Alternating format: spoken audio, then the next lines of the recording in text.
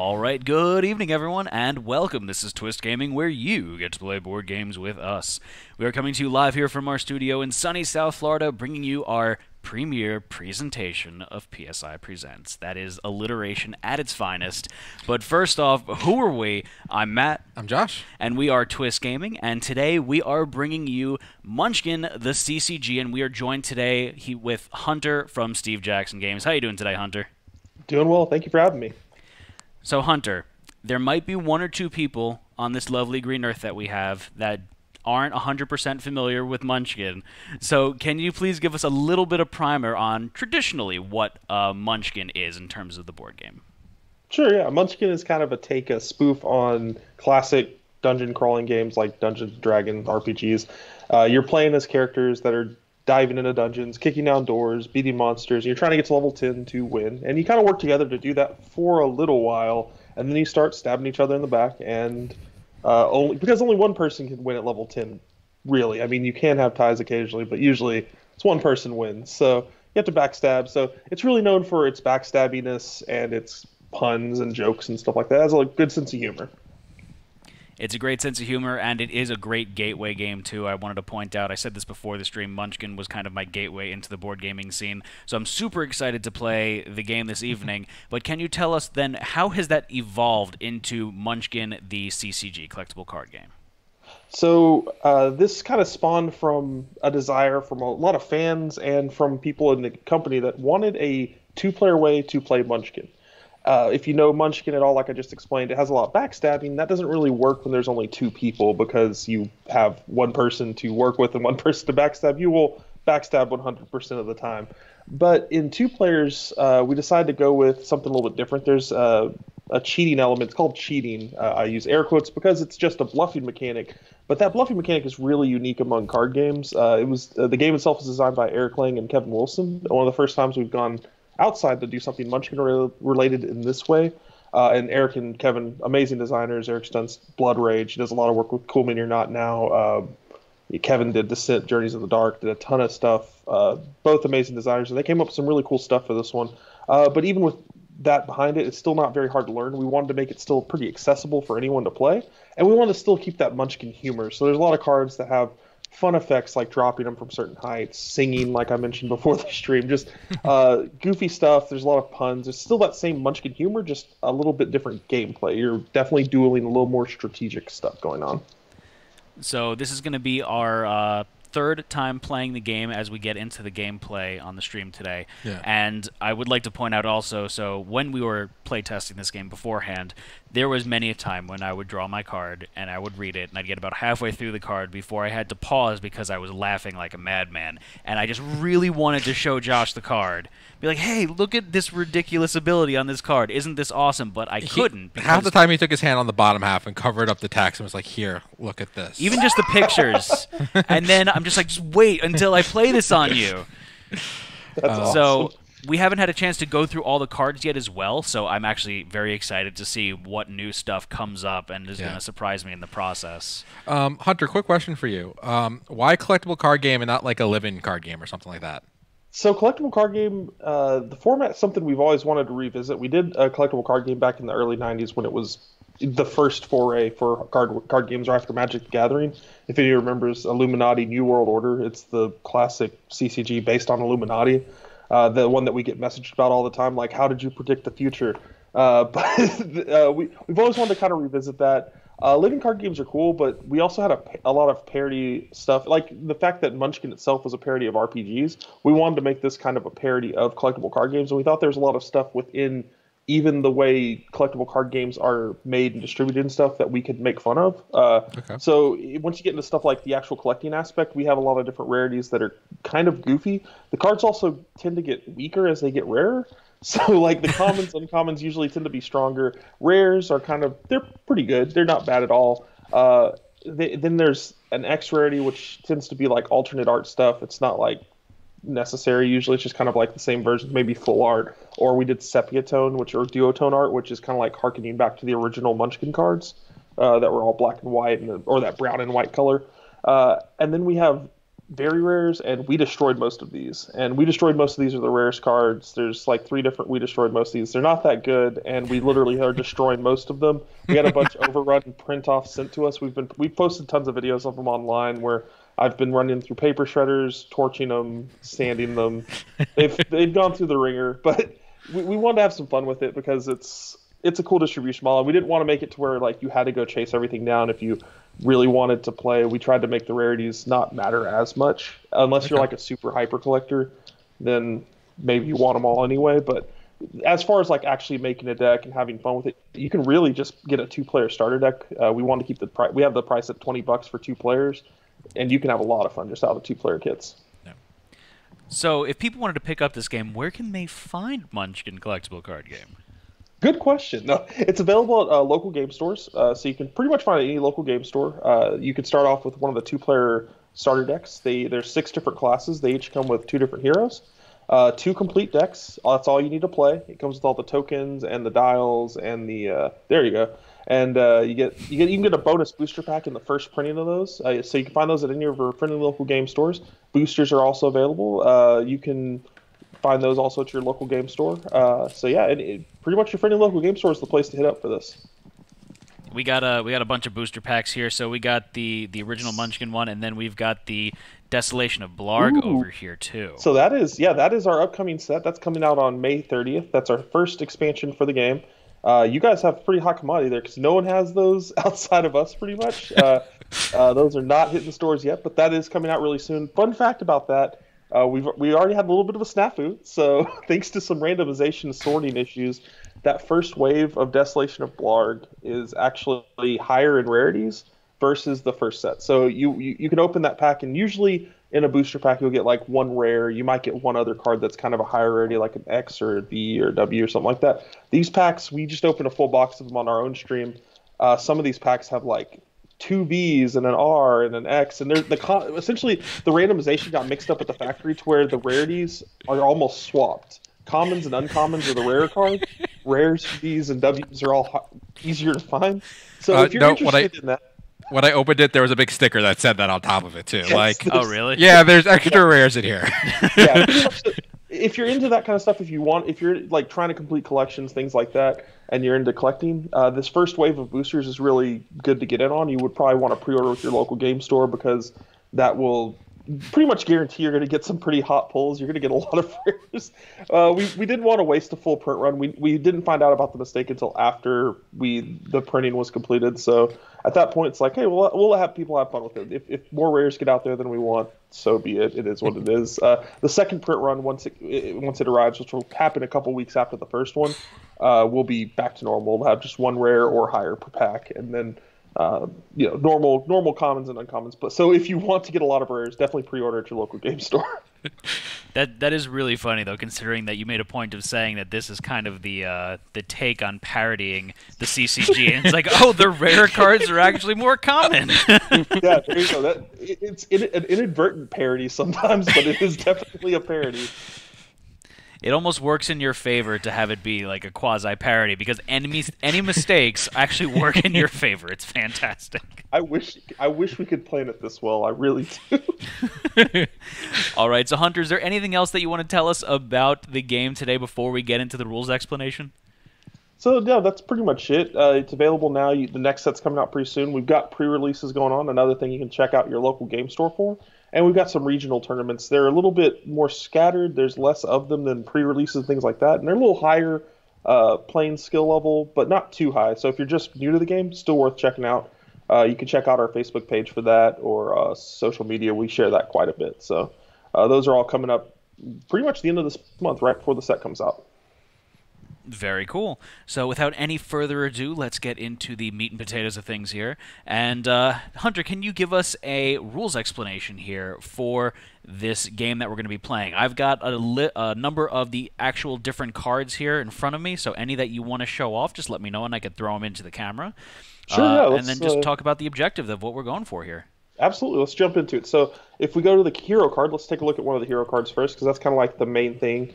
So each character or each player is going to have their own hero card. In your case, you got the Orc Bard here. In the bottom right-hand corner, you have a life total. And you have an ability there on the main part of the card that says use when something something. Everyone has an ability. We'll go to abilities later. Not as big a deal, but the main thing is down the right hand corner. That 20 health is or 20 life is how much life you have. Once that hits 0, you're dead. You lose the game. So the goal of the game is to take your opponent's health down to 0. You do that by playing a few different types of cards. So let's take a look at monster cards. Okay, so the first monster card that we've got here, we've got the ferrous oxide monster. Yeah, ferrous oxide's really useful. It takes out weapons, which we'll get to in a sec. But one of the things on there that's green in the bottom left-hand corner is actually its power, but you can't really see it as well. But just so you know, it's there. It's a 2. It has a life total. Monsters have a gold cost. What you're doing in the game is you're hiring monsters to attack your opponent. You're paying that gold cost in the top left-hand corner. It'll do the green amount of damage, and it might have to get squished by a weapon or something like that. That's why it's a life total, and it'll have an effect when it gets flipped up. So to play these cards, you actually don't play them just face up at your opponent and say, I'm attacking you with a ferrous oxide monster. You're actually playing them face down and putting an amount of gold next to it equal to whatever you think you want to pay for it. So you can put the exact amount of gold. That's awesome. And if your opponent says, okay, I'll face it, you would say, okay, I flip it face up. And yes, I paid enough gold for it. And you pay the gold and you've got the monster. Now, you can underpay for monsters and cheat with them, or you can play other cards with gold and bluff, which we'll get to in a sec. But that's the main way you're attacking your opponent, is you're sending monsters at them, hiring them, and attacking them, and that's how they do damage. We also have ally cards. Allies look kind of similar. They have a gold cost in the top left, but they don't have a power. They do have a life total, though, in the bottom right-hand corner. And allies can kind of jump in front of attacks for you. They're usually meat shields. They sometimes have other effects, like in this case, it says zap. Target hired monster gains 2 power for the fight. Zap will be something that comes into play. So Zap is just literally turning it sideways. It's legally distinct from tapping. Not that we needed it to be, but we made it that way anyway. So it's left fun. shark. Yes, it's got shark. left shark on it. Yes. Left shark is actually in that picture. Left shark, best shark.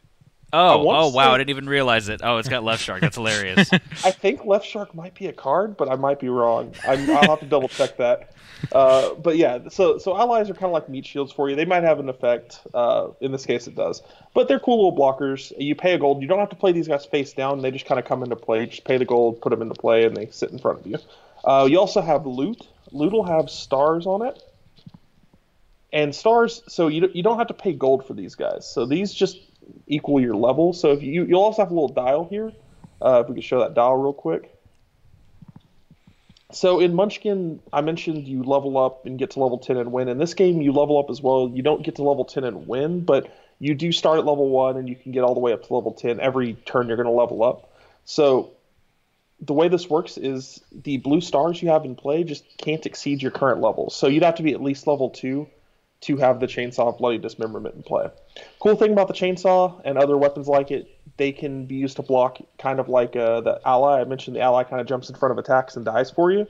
The Chainsaw jumps in for attacks, but he doesn't die for you, he kills for you. So he can actually squish other monsters. The power in the bottom left-hand corner is how much damage it'll do to other monsters. One weird thing with weapons is you don't attack with weapons, you just kind of defend yourself from monsters with weapons. A little bit different, sometimes tricky to get at first, but that's just one catch with those. You also have locations. So location, I've got thematically. This is great. The danger zone. The danger zone, like we mentioned, a lot of song titles in the Bard. Locations are cool things. You can only have one in play per side, so the Bard could have one in play, your opponent could have one in play, but they usually affect both players in some way, sometimes positively, sometimes negatively. They don't cost any gold to play, no levels, nothing like that. Like in the case of this one, it just says when any hero plays a mischief card with a gold cost of 2 or more, that hero takes 1 gold, so you get kind of a refund. And speaking of mischief, that'll be the other card we cover. Mischiefs are cool. So all the other cards I've mentioned so far are just cards you play on your turn. Mischiefs you can play anytime. You can play on your turn. You can play on your opponent's turn. It doesn't matter as much. They're kind of cool reactions or one-time use cards. In the case of the Bard, sometimes you get multiple uses out of them with the Encore ability. But you just pay the gold and you do the thing. Like so on this one, 99 bottles, you draw a card and then discard a card. So it's pretty easy. It also has the Encore effect. We'll be seeing that quite a bit with the Bard. That means cards go to the stash, which we'll cover the stash in a second once we kind of get an overview. But those are the cards that we play. Those are the different types of cards. the main way, again, you're going to be doing damage is through monsters, but there's other ways of doing it. Like sometimes Mischiefs might deal damage, other effects from allies, or even some weapons can do some damage occasionally. It just depends on the character. Especially, I believe you're playing the Centaur Warrior, Josh. Is that right? Yeah. So you'll notice the zap. The reason I didn't focus on the Bard's ability is because the Bard's ability is very situational. We'll probably show it off during the game itself. But Centaur Warrior is just zap, deal 1 damage to target hero or monsters. That's an ability you can do at any time during your or your opponent's turn, and you just do a damage. Unzapping, so I know that I've mentioned a couple times you turn cards sideways. At the beginning of your turn, you'll be turning them right side up again. So that's how you refresh everything. So yeah, so everyone starts with 1 gold, and then whoever goes second, you're going to roll a die. Whoever wins gets to determine if they want to go first or second. All right. Oh, do you have the die over there, Josh? Yeah. I Josh rolled a big rolled whopping 2. It's more than 1. That's beatable. And I rolled a 4. Perfect. So do you want to go first or second? So the first player gets to do all the normal stuff, starts with 1 gold. Second player is going to start with a bonus gold. So they're going to have to... They get a little bit of an extra gold for the first turn, but they're also going to get attacked first. I'm going to go ahead and say that I want to go first. Okay, so you'll take 1 gold from the stash, so any of those gold tokens just represent a gold, and Josh will take 2. All right, so I'm going to switch over to the board cam now so we can show off what we've got in play here. And let me move the camera over just a little bit here. So this will just give you like a little bit of an overview, but at the same time, we can go ahead and show off any of the cards in our camera. And Josh, actually, I'm going to ask you to get up really quickly. I'm sorry, and turn the autofocus back on. I apologize for that. So we'll do a close-up there, and so we showed off both of our hero cards before, and so since I'm going first, how many cards do we start with there, Hunter? You actually start with 6, and actually I should have had you draw your hand before you determine who goes first. I got ahead of myself there. But yeah, you draw 6 cards, and you determine if you want to take a mulligan. So everyone gets a chance at 1 mulligan. It's pretty much shuffling your whole hand back into your deck and redrawing your full hand of 6. You usually only want to take a mulligan if you don't have a lot of low-cost monsters or loot. So, all right, I am going to go ahead. I'm going to keep my hand here. Cool. And so I'm going to start out, and I only have 1 gold, so I can only play monsters with up to 1 gold, unless I'm bluffing, of course. Unless you're bluffing, yeah. But I'm going to go ahead, and the first thing I'm going to play is I have a location card here. So I've got the danger zone that I just happened to show off before. So this comes into play zapped, and then when any hero plays a mischief card with a gold cost of 2 or more, that hero takes a gold. So I'm going to put that in play. That's going to go next to my hero over here. Yep, it comes into play zapped, so it comes into play sideways, but that's not really important for the effect. When it comes back to your turn, it'll unzap, and it's still in effect right now. Okay. So then I'm going to go ahead and I'm going to, let's see, I'm a level 1 right now. Let me just fix my counter. So sure. I'm actually going to, you know what, that's going to be the end of my turn. That's it? Okay, so at the end of your turn, one thing we skipped at the beginning, you should always draw a card at the beginning of your turn, even on your first turn. Oh, okay. Sorry about that. Okay, so I'm still okay. That's the end of my turn. So at the end of your turn, you're going to level up, so you'll go up to level 2. Okay. And you'll gain gold up to your levels. So since you already have 1 gold, you'll just gain 1 more additional gold. Okay, so I gained 1 additional gold here. There he is, yep. You are set. So if it goes over to Josh's turn, he'll draw a card. Josh, I believe in you to lose. All right. And you've got 2 gold to work with, so you've got the world is your oyster at this point. I got a land. Okay, so Josh has a land too, so he's playing that, and his land is, well, his location is a land, and that is during each hero's reckoning step, all heroes take 1 gold. So, Hunter, what is the reckoning step? So reckoning it only comes up on certain cards, but reckoning is during the warm-up step of the turn. So warm-up's kind of like the beginning of the turn. You'll flip cards and kind of unzap stuff. Reckoning is just anything that says reckoning happens during that step. So in this case, every turn you guys are going to start making more money, which is really cool. So it won't happen this turn since you're already technically past the reckoning step, but starting with Matt's turn, you're both going to get additional gold. Okay. So we're just going to ramp up real quick here. Yes. I love land. I like it. So Josh, it is your turn still. Yes. There's nothing else you want to do, right? Yeah, that sounds likely. You know, I have to double check. You never know. I'm gonna attack. There's some really funny cards in here. This is I'm awesome. gonna put that monster out for you. I'm not paying anything for it though. Not paying anything. So at this point, Matt's got a couple options. This is when you would commit your allies or loot to the fight, but you don't have any right now. You do have the option to run away. It's something we didn't mention before, but there's a runaway token in the game. Running away is something happens in regular Munchkin as well, and this game works a little bit differently. When you want to run away, you just flip that token over, and that indicates that you've run away. So what happens is that monster will go to what's called the stash, and then you wouldn't see it. However, if you had put any gold on it, he'd get all his gold back for playing it on there. Limp away means you could still run away, but it would take 2 damage to run away from a monster. So you'd actually take 2 damage to try to run away in the future. So you pretty much get 1 free runaway. After that, it costs damage. Okay. So I am going to... You know what? I'm going to say that it's early in the game here. I don't think you have anything good, so I'm going to take that hit. So I'm okay. And you're playing Punch McFacey. So Punch McFacey, he costs 0, so Josh was not cheating. This is when he would be called check for cheating. If he had underpaid for the monster, he would have been called cheating, but of course 0 cost, he's good to go. And now you get to do that big long effect there. So you pretty much get to hide a token in one of your hands, and Matt has to pick one. So you've already got a token in one of your hands? It's the hidden ball trick. Can I feel which... How's this hand doing? You know... this hand feels like it's got something in it. I choose this hand. Oh, I did it! Okay, so since you did choose the damage, you put that on yours. So essentially, you chose it correctly. So Punch McFacey hurt the Centaur Warrior, but Punch McFacey also does 1 damage normally. So that little green mark indicates it does 1 damage. So the bard is going to take 1 as well. Now that he's done his attack, he goes to what's called your stash. The cool thing about the stash is that next turn, Josh's next turn, at the beginning of the turn, whenever you're drawing your cards, you're also going to get your cards back from your stash. So Punch McFacey's not out of the game. He's going to be coming back for hopefully an encore performance. So you still have your 2 gold. You can keep going. Okay, oh so boy. Josh is playing a card for 2 gold here. I'm going to run away. I don't like the feel of that. Okay, so you flip that token over. Josh gets his gold back, and that card also goes to the stash. And he's still got his gold. He's coming at you with 1. So you can still limp away, but limping away again deals 2 damage to yourself. I am going to... I'm feeling lucky, punk. I'll take it. Let's see it. So what... Oh, boy. Walking Dreads. Okay, so he did pay enough for it. It does have the ability to regenerate, but nothing is damaging it right now, so you don't have to do that. It does 1 damage to it.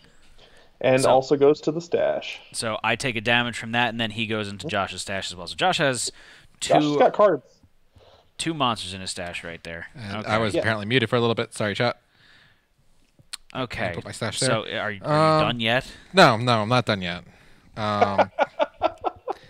So Josh is now playing with his last gold, the Bodyguard. So this is an ally with 2 health, and then when this is squished, you may squish any cards stuck to your hero card. So that's a way for Josh to basically remove any negative status effects from his hero if they happen to get there. Yeah. That's exactly right, and it can jump in front of attacks. For people at home, you'll see the word squished. That means kind of like when it's killed or when it's put to the discard pile, essentially. So squished is just our terminology for that. It's supposed to be at the start of your turn. Beginning of the turn. At the beginning of your turn, I didn't get one. No, it's starting next turn. Okay. Yeah, so you'll get your 2 gold now, and I got my 2 gold now. Yep, and then at the beginning of Matt's turn, so Matt will you'll get the bonus gold. Josh, you'll also get a bonus gold. Reckoning's at the beginning of the turn, at the end of the turn. We played it wrong. Right, no, but hold on. So at the end of my turn, I had 2 gold, and I had 2. But this doesn't trigger till your turn because the reckoning step already happened. Yeah, So when Josh played it, the reckoning for Josh's turn had already passed. So now it's the first time it triggers is the beginning of your turn, Matt. Yeah. Oh, you played that just for the first time this past turn. Okay. Yeah. That's why I'm confused. So now you would You get just did so much stuff. I did so much stuff that... Okay. It felt like he took 2 turns, but he did not. And you also get your limp away flips back over to runaway, so you'll actually get that back. Yeah. Okay. So, Hunter, I don't know if you saw, chat had a question, and it Sure. says, can you explain the difference a little bit between the different colors that we're seeing here, and the different monster classes, or the different classes? So Sure, there's yeah. some gray cards, and then there's some cards that are color coordinated, and they have an associated symbol as well. Yeah, so we have the ones we have on screen here. We have orange is Bard, the Orc Bard. So she's focused on all those orange cards there. The Centaur Warrior is red. Anything that shows gray are called neutral cards. Neutrals can go in any deck. So when you build your deck, you're building around your class cards and neutral cards. So like this Orc Bard class could mix in gray cards and orange cards, but not red. There's also, oh yeah, you'll draw a new card there. So there's also the Cleric, which is yellow. The Dwarf Cleric. There's the Elf Thief, who's purple.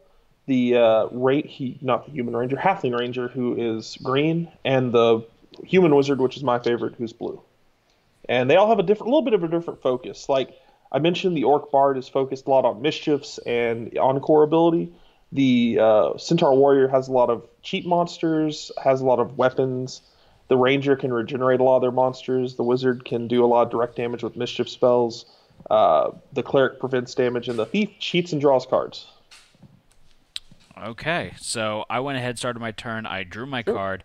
I unzapped all of my cards there, so I had the Danger Zone zapped before, so it is now unzapped. I flipped my Runaway token, and now I'm ready to do something. That's the question of what I want to do. So I'm going to go ahead and I'm going to start us out by, Josh, I'm going to fight you with this monster here, and you know what? He's going to be 3 gold. Okay, so now we got a couple options. So on Josh, he can run away like we saw before with Matt. But you can also, this is when you would send in your bodyguard if you wanted to essentially defend yourself with bodyguard. Before you see whatever this is, that's when you decide. Matt, I'm not going to do anything. I'm just going to take it. You're just going to take it? I'm just going to take it. That's bold. Okay. Because it's Freebird. 99% chance. So this is going to go away, and actually what I played here was the Budget Sasquatch. Oh. That is beefy. So that's going to be 4 damage straight to the face. Yeah. All right, 4 damage to the face. I hope it feels good, Josh. It's really rough. And so Budget Sasquatch is going to go into my stash down here now. And then I'm going to go ahead and I'm going to put a loot card out into my area here. And then this is going to be, well, we saw it before, the Chainsaw of Bloody Dismemberment. So I am a level 2, so I can put this out now. And it's got 2 attack, 2 defense on that. So I've got a defender out. Yay me. And that's going to wind up being the end of my turn here. All right. Cool. So you'll level up? Yeah, I'm going to level up now, so I am at level 3, and then I'm going to draw up to my level in gold, so I've got 3 gold coming my way, and then as soon as it passes over to Josh's turn, we're both going to grab a gold. One thing I want to note, Josh, at the end of his turn, you can go ahead and use your Centaur Warrior ability, that zap ability on you, to do a damage to his hero if you want. Before it comes back to your turn, essentially. Okay. So yeah, let me zap your hero, so you take a damage. Yep, there you go. Thanks, Hunter. I want to make sure, don't worry, when it comes up to yours, we'll get yours in play too. Okay. So I'm going to on-tap. I'm going to get an extra gold because we're in the Reckoning phase. Yep, so will Matt. I draw a card also. All right. And Matt, I get all my stash cards back. You do. So Josh will have 4 gold. Matt will also have 4 gold. Okay. So I'm gonna first up right there. So you're attacking for 1 gold right there. Yep. So this is when you can send in the chainsaw if you want, or if you want to run away, or if you want to just face it. Oh yeah, you get extra gold. You know, I think Josh is gonna try to hurt me right now, so I'm gonna run away. So I'm gonna flip that over. There you go. So Josh, you get your gold back. I hope that was a big scary monster that you had in there. I don't think it was. Just a 1. Now Josh is attacking again for 1. I'm going to go ahead and I am going to take this one to the face. You're going to take this one to the face? I am going to take this one to the face. I like it. Tactical use of weaponry.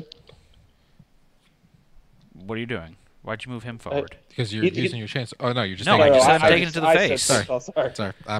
So Josh played the Walking Dreads right here, so that's going to do 1 damage to me, and then it's going to go into stash. Yep. I'll live with the 1 damage.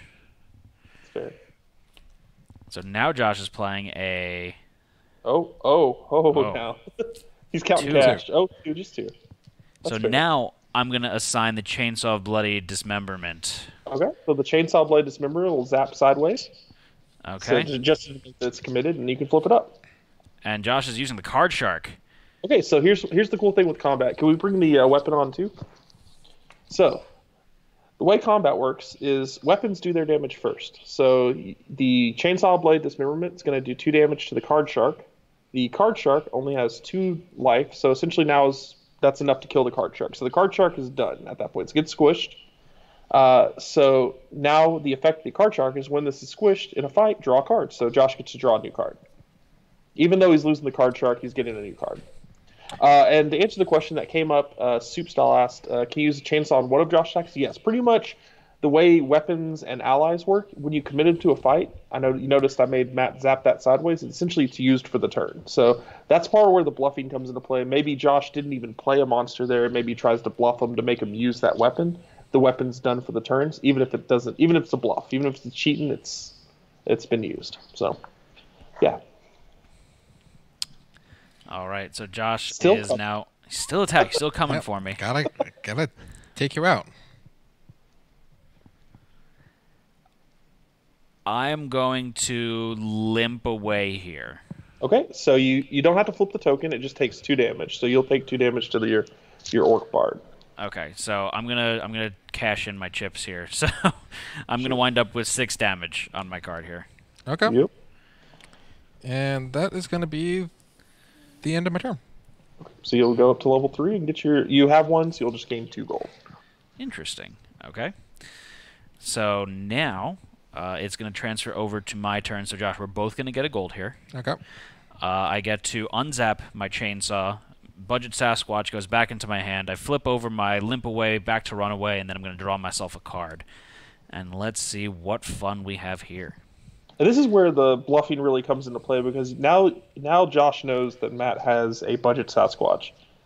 But Matt knows that Josh knows that he has a budget Sasquatch. We can go into a whole Princess Bride segment here. I'm not going to quote the whole thing, but here we go. Like, this is where we're at. So I'm going to play... Yeah, why not? I'm going to play this monster. I'm going to fight you with this guy. And you know what? He's going to be a lot of gold. Whoa. He's going to be 1, 2, 3, 4, 5 gold. Jeez. Okay, so bodyguard or run away? I don't know. Maybe it's just... I don't know enough about you guys to know when the bluffs are coming, so this is going to be interesting to watch. Okay, so bodyguard gets zapped. Okay, let's see so it. you're blocking it with bodyguard? Yeah. Are you sure you want to do that? Oh, man. So I'm attacking you with 3,872 orcs. Wow, it was true. So that's Okay, a 7. So it is a 7. So one cool thing about allies is even though that ally only has 2 hearts on it, it's going to take that whole hit. Nothing hits the hero. He blocks it all. But he doesn't get squished. He gets squished as squish can be. So the bodyguard is wiped out big time. The orcs are hired. Nothing happens to the orcs. They just go to the stash. But you do lose all 5 gold. That's Yeah. That's it unfortunate. was...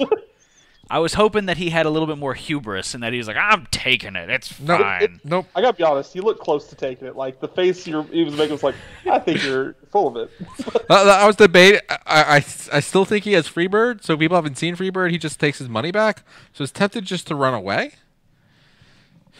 But I figured I'll Okay. throw that little bodyguard. So that's going to be the end of my turn right there. Okay. I know. That was a quick and dirty before one. the end of your turn, I'm gonna zap my guy and do damage to you. Thank you. I've created a monster. But Thank you. That's how it works. So I'm going to level up to level 4, and then I'm going to go ahead and I'm going to gain 4 gold, and then since it passes over to Josh's turn, I'm just going to take a 5 for my gold. Sure. Okay, so I'm gonna get a gold. My guy will unzap. I draw a card, and all my stash cards come back. There it Okay. is. All right. So much. I'm waiting for the return of Punch McFacey. That's my hero right there. Punch McFacey. I love that card so much. So I'm going to spoil another card in here that we were playing with before, but I believe it was I drew a card that just really made me chuckle. It was Blandy McBlanderson. Yes. And Yes. you know, we've got all these fantastical, cartoony, over-the-top monsters, and Blandy McBlanderson is this gentleman in his business office attire holding a cup of coffee, and it's just so ridiculous.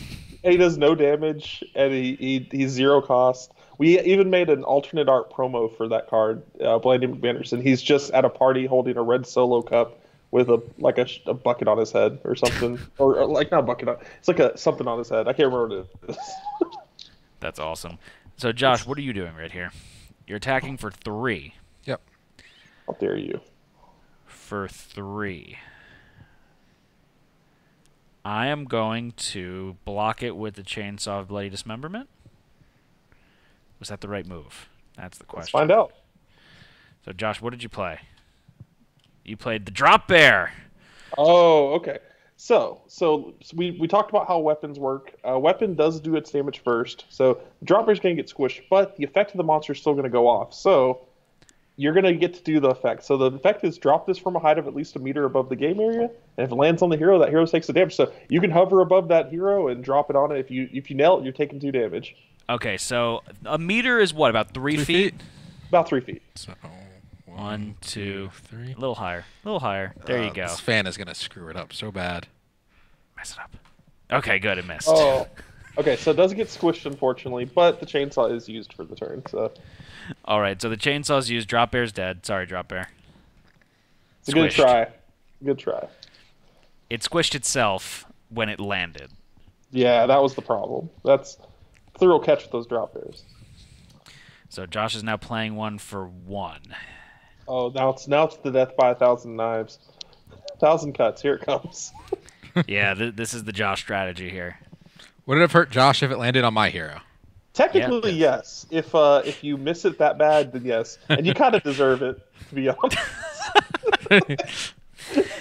I'm gonna run away. Okay, so runaways used. Josh gets his gold back. I'm hoping that was a good card that I ran away from. I will take that one to the face. So what did you do to me here, Josh? Punch McFacey! It's coming through. So, fun fact. So, Josh did put 1 gold on Punch. You can overpay monsters. That doesn't count as cheating, and they will take all the money you pay them, so that money is gone. So, just for people watching at home. Okay, so Punch McFacey's here. Let's see if I can do my strategy again. Feel the hit. Yeah, I'm gonna hold Josh's hand awkwardly until I figure out which. So I'm gonna move this so I could get like a view from the camera here too. So, based on the thumb placement here, it looks like this hand has it, but I think that's Wow. intentional. So I'm gonna go ahead and I'm gonna say it's this hand here. Yes! Hunter, just FYI, he's 3 for 3 now because I did this card before stream. I've never seen this much analysis go into Punch McFacey. I love it. Wow. So I am gonna get the 1 damage from it, but you know what, Punch McFacey, you could just punch your own McFacey. So enjoy that. Did you take go your buy a damage? lot. Yeah, I took my damage. All right, so I got nothing else to do. So I'll get up to level 4. I'm gonna get 3 more gold because I have 1. And might as well take another gold right now, because at the beginning of my turn, I'm going to grab another gold as well. I'm going to unzap my chainsaw. I'm going to put the orcs back in my hand, flip over my limp away, back to run away, and then I'm going to draw myself a card. Got some goodies here. Well, we know you have some orcs, at the very, very least. So I'm going to first up play... I'm going to play 99 bottles. So this is 1 gold. And 99 bottles is a mischief card here. So it's draw 1 card, then discard 1 card. And it's going to go into my stash instead of discarding it because of the Encore ability there. Yes. So I'm going to put that over into my stash. I'm going to draw a card. One thing to note is it goes face down to your stash, in case you wanted to use the Orc Bard's ability to get card back from your stash when it goes face down. So. Oh. That's good to know. Synergy. Okay, so what did I just draw here? So I'm going to discard the card that I just drew, actually, because I drew another danger zone, and I don't need to. And chat's asking if these are just starters. Yeah, we're just playing with the starters right now. Yes. Okay, so I am going to So I've got 5 gold left. So I'm going to go ahead and I'm going to play Tromboned.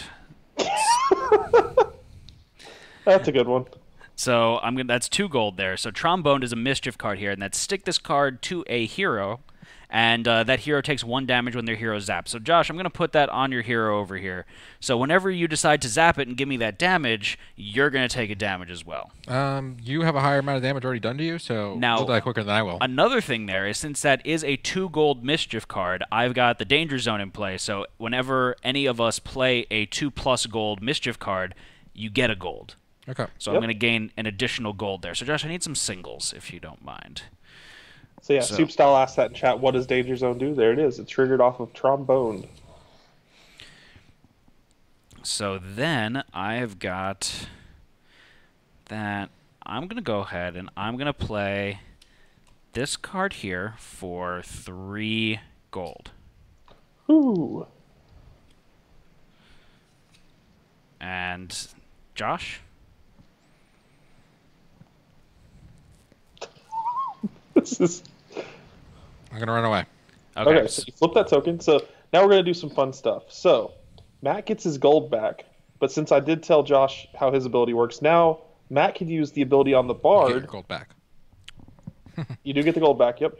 So Matt can now use the ability on the Bard. We haven't got a chance to use it yet. He can zap the Bard, and he takes a card back from his stash that went there face down. So he can take that whatever Josh just ran away from, he can get it back to his hand. Would you like to do that? You know, I think I'm actually going to pass on that right now. That sounds like a bluff to me. Good one. I like it. I don't know what you're talking about there, Hunter. What's that? All right, so... You know what? No. I am going to use that ability. Okay. I'm definitely going to use that ability. All right, so I'm going to now play... Let me shuffle this up a little bit here so Josh doesn't see what I'm doing. I'm going to play this monster for 2 gold. And I'm going to fight you with that, my friend. What you going to do? What you going to do with all that junk? I almost said the same thing. I'm glad you said this. Don't encourage him. Go for it. Go for it. Okay. Go for it. So I am attacking you with the ferrous oxide monster. So that's going to do 2 damage to you. So can I activate my warrior ability to kill it? You can use the warrior ability to kill it. You can do that. So do I still do the 2 damage to him? In this case, no. It's kind of like when the weapon does damage. He can do there's a timing window there where you can do damage to him. So he will take 1 damage from Trombone though. So you're getting a little bit of something out of it. Okay. And you're saving the damage on yourself a little bit. So. Okay. So then I am going to... I don't know what I'm going to do here. You know, that's going to be... die, Mr. Bond. I expect you to die. That's going to be the end of my turn there. So I'm going to go ahead and I'm going to level up. So I am at... Whoopsie daisy. I'm at level 5. Okay. I'm going to gain 5 gold, and then I'm going to take the additional 1 because it's going to go straight back to you there. All right, so I untap. I get my cards On back. Zap, On Josh. Zap. Legally distinct. It's legally distinct. All right. I'm gonna... So I am level 4 now. So that means it's hammer time, Matt. Do I have to stop? Yeah. That's a strong one. Woo! 4 damage, 4 defense on this weapon. Yep. That is going to be tough to get through. That is going to require some actual bluffing. That's a little much. And don't forget your runaway comes back too. Yeah, I got my runaway back. I want to run away. You want to run away? Yeah, I'm just going to sing songs now. Okay. That makes I perfect thought sense. Matt was the bard. Matt's doing a really bad job at it. Oh, wow. That's harsh. Wow. So you're playing an attack right now with 2 gold. Yep. I'm going to... I've got 8 damage. I'm actually going to take this one. I think you're bluffing me now. So what did you do? That that. Oh, you bluffed a little bit. This is the field armor, but if you overpaid, so you did, you're going to draw a card. So that's going to do 1 damage to me, but you draw a card from it. Yes. That's another little sub theme with the Centaur Warrior. Has a few cards that if you overpay for them, they get an additional effect. Okay, so that's going to go in your stash. What now, Josh? You're just going to be really nice and end your turn, right? We're going to play this. So you're playing Barbarian the Librarian. So this is an ally. When you squish a monster controlled by your opponent, draw a card. With the hammer time, that is brutal. Yeah. That is... That's just meme. Okay.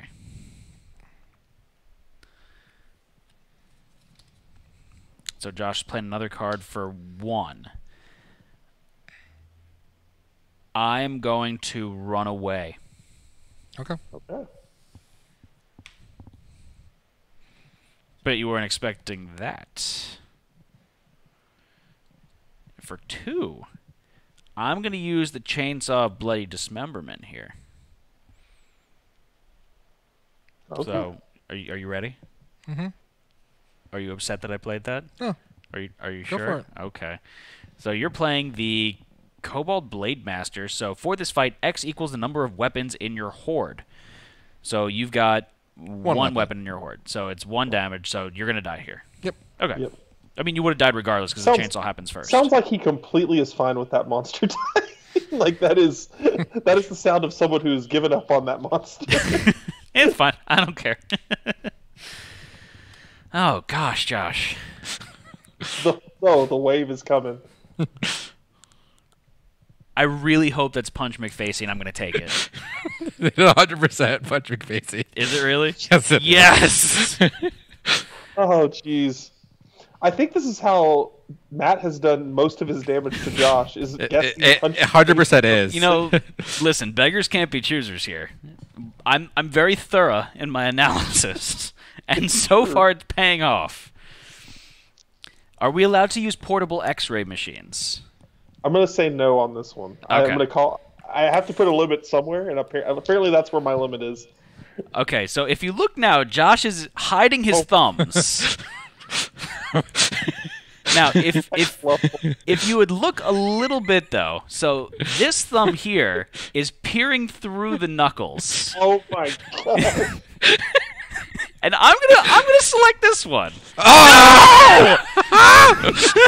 You got it wrong. So 2 damage. Punch McFacey coming through. Did you give me 1 or 2? I give you just the 1 for Okay, that. so I'm gonna take another damage over there. So you're at 11. I'm at 11 damage right now. Oh man, I was really hoping that I got it again. That was close. It was close. All right. Is that the end of your turn there? Yeah, so I'm going to level up to level 5. Beginning of my turn, I'm going to gain a gold. And I'm going to get extra money. Unzap some of my stuff. Horde goes back into my hand, or the stash goes back into my hand. Draw a card. Let's see what we get here. You did it on purpose, you know, Matt. I actually did not put. I put my thumbs in on purpose because I wanted him to stop cheating. What do you mean stop cheating? So what is this guy? When you squish a monster. Oh, okay. When you squish When I squish one of your monsters, I get to draw cards. Okay.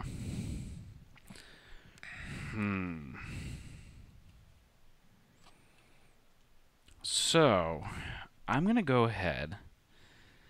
I don't even know what I want to do here.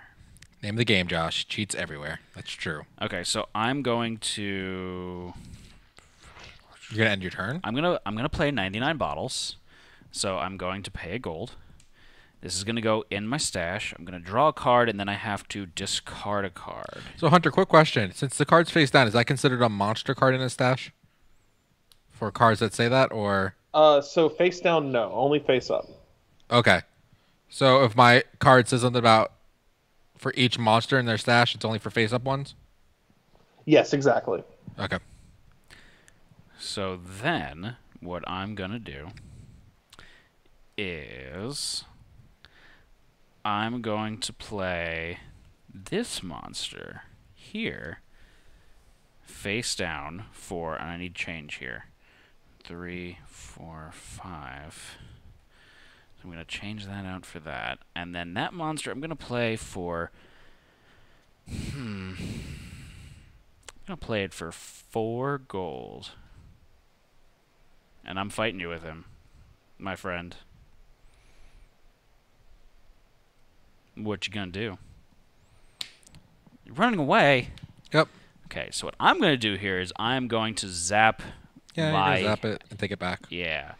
And then I'll take this back, put it back in my hand, and let's see how I want to alter my turn here. Bard's ability is really good. It lets you do some fun turns. It's hard to run away from him.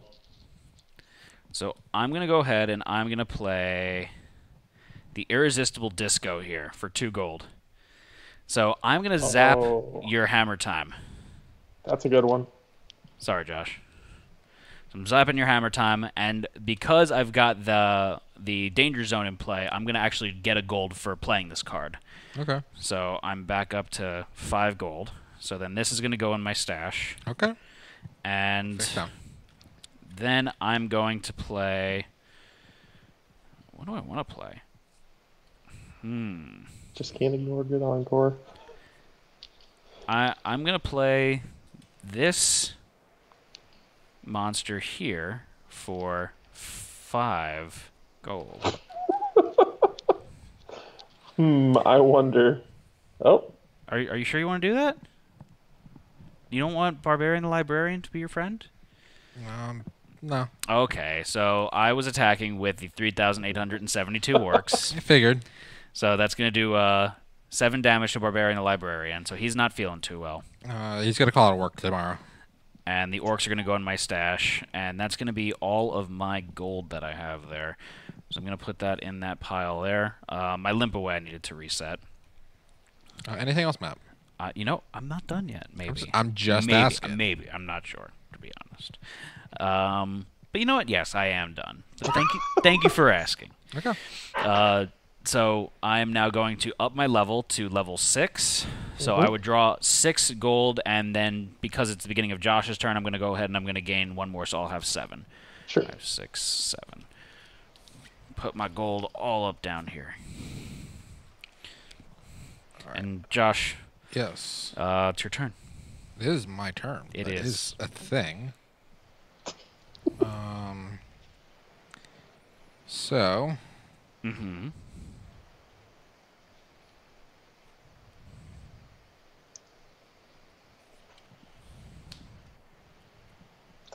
Just 2. What's that? Just 2. What's that? just tell him, Josh. No big deal. He asked nicely. It's punching with Facey. I don't think it is. I'm going to go ahead and I'm going to block it with the Chainsaw of Bloody Dismemberment. Just going straight in. I like it. So it is Field Armor. Okay, okay. Bye-bye Field Armor. But because he did overpay, you are going to get the card there. Exactly. Okay. And then Chainsaw Bloody Dismemberment goes back. Wait. No, that doesn't help me. Wait. Does not help me. Good. As you can see, there's a fair amount of love here. Yeah. Wait, there is no wait. No wait. No. I was going to see if I could use the card I just drew to do something else to change that out. Nah. But didn't work out. It did not work out. I read the text slightly wrong. Why'd you take it from that pile? What pile? I took it from here. It looked like you took it from over there. No, I took it from there. Okay. Did you? I don't know. No, you did. Yeah, I don't think you did. Okay. Nice try, though, Josh. All right, so you're attacking for 1 there? Yep. I'm going to take it. Is that Punch McFacey? Please be Punch McFacey. It's not. It's Walking Dreads. Okay. It's the Walking Dreads. I'm going to play another card. Oh, okay. So Josh is also going to play Mischief, Treachery. Play during a fight. Target weapon monster gains 2 for this fight. So you're taking 3 damage instead of just 1. You know what? I'm going to play Trollololololol. There you go. So that's a different type of Mischief that hasn't come up as much, but Troll will is you cancel target mischief. It's an interrupt, so it lets him kind of stop things. But you still will take one from the Walking Dreads. Okay, so Walking Dreads will give me 1 damage there, and I gained 1 of my gold back because I played a 2+ cost card there, mischief card. All right. He just made you waste a crush, Nate. You should be upset and vengeful. I forgot to use my Centaur. I could have zapped you for another damage before. Oh well. You should have, you know, maybe you want to make, maybe the vengeance is going to make you want to punch McFacey. You know what I'm gonna do? I'm gonna play Punch McFacey. Tavern Ball.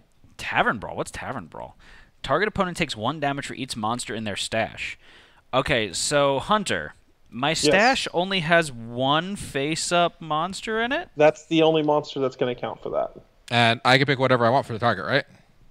Yes. All right, so I'm gonna get gold back because of your location. Yep. And You're putting a damage on my orcs? Yep. Ooh, interesting. Okay. And then I'm doing it again. Oh, no. So, Tavern Brawl, target opponent takes 1 damage for each monster in their stash.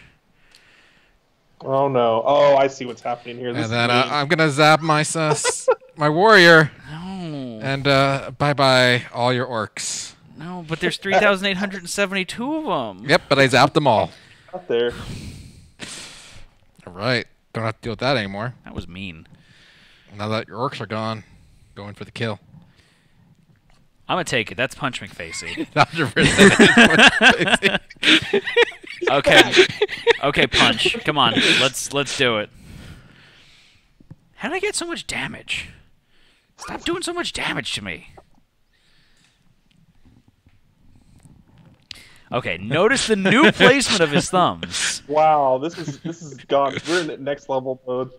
Okay, but so this thumb is sticking out more than this thumb. Oh, So I'm going to say that there's more room in this thumb's area, so I'm going to pick this fist here. No? You got it. Oh, I got it. Okay, good. Yeah! it's like CSI Punch McFacey. It says, doesn't it say target opponent takes damage? But you could target. It didn't say target hero. It said Opponent would be the hero, so like their opponent would take damage. So. Oh, so I couldn't do 2 damage to The orcs, you would have done 2 damage to my hero. Oh wait, that is the Tavern Ball. So Tavern Brawl is target opponent takes 1 damage for each monster in their stash, so that would go directly to my hero. Yeah, you're right. I'm sorry about that. All right, so just give yourself 3 damage. Okay. That's just almost kill yourself. That'll work too. I've got 4 health left, apparently. Okay, then you Hey, can you keep have your a- orcs. How much health do you have there, Josh? I have 11, Oh man. so I'm good. Hey, nothing a few orcs can't fix. I mean, Nothing about 3,782 orcs can't fix. All right, I'm gonna go up to 6, okay. and I'm gonna Take another Get goal. It's the beginning 6 of gold. my turn there. So I'm going to put all these cards back into my hand. Draw a card. Tap Hey, don't that apologize bad for boy. correcting us. That's perfectly fine. It's normal. We miss some things sometimes. Okay, so what I'm going to do is I'm going to play... Don't forget to unzap your hero. You might need it. yeah. Oh, yeah. I'm going to play this card for 2, 3, 4, 5 gold. Just coming in. Okay. I'm attacking you with 5 gold there. So the hammer. Oh, man. Did So you I forget- played Freebird! So Freebird's fun. You can get all. Matt's gonna get all his gold back. Freebird's gonna die a horrible death, but doesn't matter. Gets the gold back. That's the important part. That was amazing. Just waiting for that. I knew it was coming. You got me because he was like, oh man. As soon as he saw the hammer, I thought he really got. I'm as free as a bird now. Oh, that makes me happy. That was a good one. Okay. So then I'm going to go ahead and I'm going to play I'm going to play this card for 3 gold. Ooh. Okay. You taking it? Yeah. That's Mr. Discount Sasquatch. You're going to take 4 damage there. Ooh. Discount Sasquatch is going over. Or Budget Sasquatch. 13. Oh, that's 7 damage left. That is a convenient number if you had the gold. I He does not have unfortunately the gold. don't have the gold. You just spent it. I did just spend it. It's rough. I was kind of hoping that would go down a little differently. Yeah. So what I'm going to do here is I'm going to play 99 bottles. So I'm going to spend a gold. I'm going to draw a card. And... Okay. That actually... Yeah, that works out nicely. Okay, so I'm going to play this card here for 2 gold. Oh, don't forget you have to discard a card from 99 bottles. Oh, yeah, sorry about that. So I'm going to discard this card here. So I discarded... I might as well show it off because I didn't show it off before. It's Starstruck. So this is a mischief here, and it's stick this to target ally, ignore that ally's ability. And I was going to use that on the Barbarian Librarian if you... Oh, didn't. nice, yeah. Okay. I'm going to run away. Okay, so you're running away. This is going to go over here, and in my stash, I'm going to get the 2 gold back. Then I'm going to...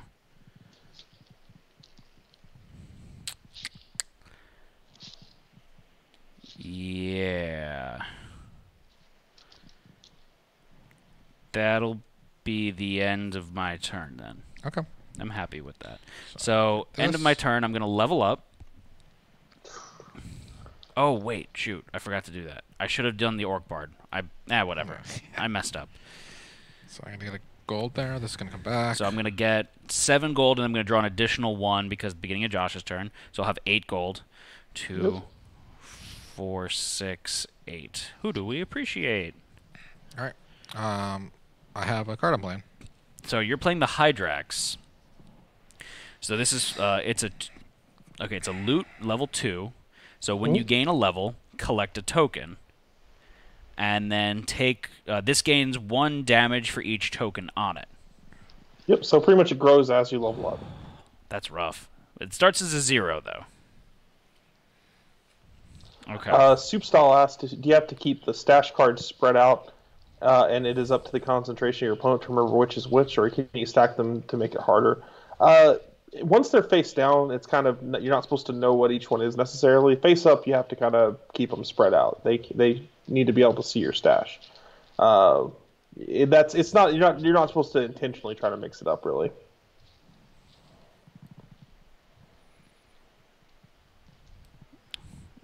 Okay. Has a lot of gold. Yeah, Josh has a lot of gold, and I'm a little worried right now. I'm gonna be honest with you. You're gonna have to guess Punch Facey real right. So that's 3 gold there. Okay. I've got 4 health left. It's not a lot. It's very few health. I'm gonna block it with the Chainsaw of Bloody Dismemberment. I like it. Let's see what it is. What is it, Josh? It's Okay, Punch! it's Punch McFacey. I killed Punch McFacey! But he does still get to do the hide a token trick. Before he goes down. You got 1 more guess. This could be the most important Punch McFacey of the game. Okay, again, he's trying to baffle me with his thumb placement here. Vertical fists. This is completely different. Okay, so I'm gonna ask you to move your hands this. No, you're okay. Just keep moving your hands this way. Now, okay, his ring finger is more tucked in with this one, so I'm gonna say that it's in this hand here. Yeah. So much.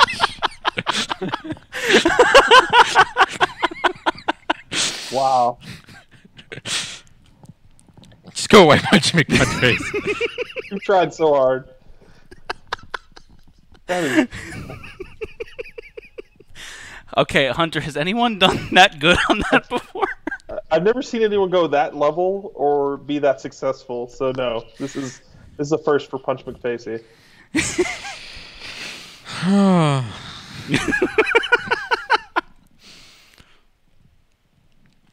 that makes me so happy.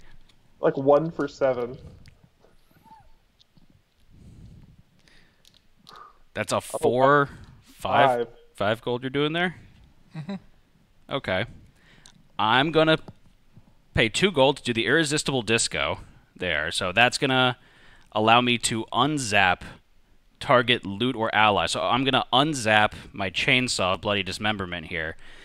I'm going to gain a gold back for my land card. Then this has Encore, so it's going to go into my stash. And then I'm going to go ahead and I'm going to block this with the Chainsaw Bloody Dismemberment. Oh, wow. So it's the Walking Dreads, and you don't have a gold to regenerate it. I don't. Oh, he does not. That was... Oh, wow. I was expecting to run away. That was... What a play. Yeah, I was expecting Matt to run away, but he's not going to run away today. All right, end of my turn. Yes. Wow, I'm going to go up to 7. Could be the comeback of the century.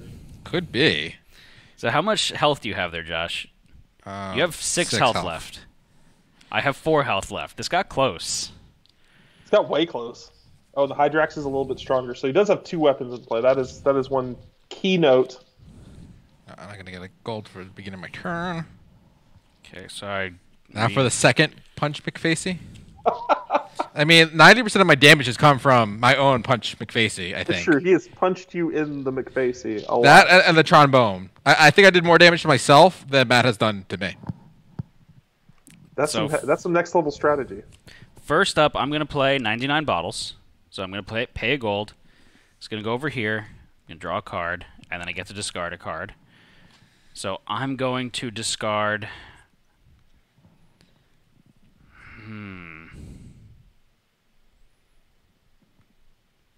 I'm going to discard Shrieking Fans. So I had this one, and this is for this fight, gains 1 damage for each face-down card in your stash. It's tough to get going. That's pretty expensive, so that's understandable. Yeah. So that goes over there. It's definitely a late game finisher. All right. So... Trombone and Punch McFacey did 6. That's a lot. Okay, so how much gold do I even have? I have 4, 5, 6, 7. Yeah, because you spent 1 on the... So I'm going to go ahead, and I'm going to play... He did get his gold, because he spent some last turn for the Irresistible Disco. So I'm going to do that again. I'm going to spend 2 right now to do the Irresistible Disco. So I immediately gain 1 back, and then I'm going to use it to zap your Hammer Time. That Irresistible Disco is really good for you. Then I'm going to go ahead and I'm going to play this card.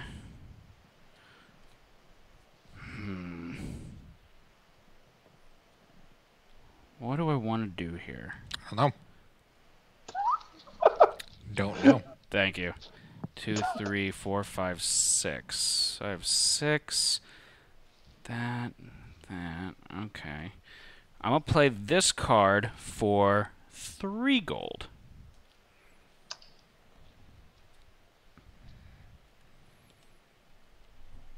What you going to do, Josh?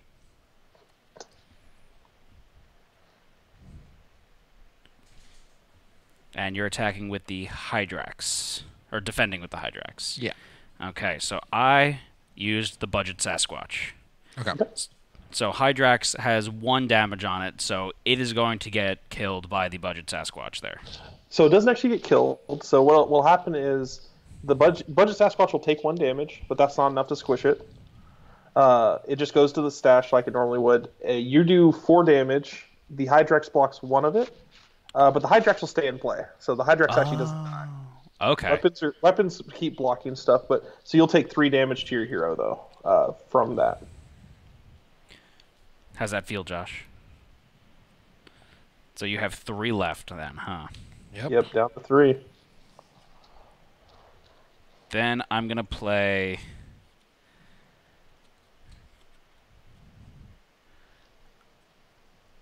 Oh, man, what do I want to do here? I'm going to play this card for 3 gold. Ooh.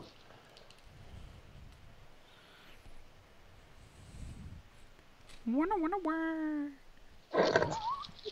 don't think I have a chance, so just flip it over.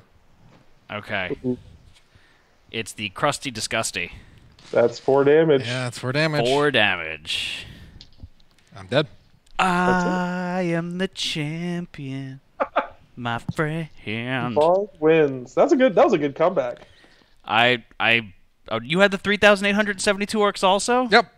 Oh, That's what I was trying to play last turn, and I was expecting you to run away from that card, and then I was gonna go at you with it. So that's a real good example of how bluffing makes a huge difference. Like he just called your bluff at the exact right time for some, like out of nowhere. He's just like, this is how this is gonna work. I'm gonna call this. You're full of it, and then he. So I want to show off a few of the cards that I have here that I didn't get a chance to show off in my hand. So I had the Vanilla Mental.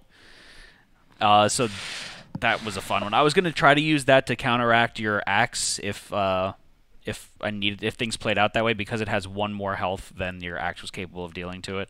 That's a fun card there. And then, well, I said it before. I got Blandy McBlanderson. There he is.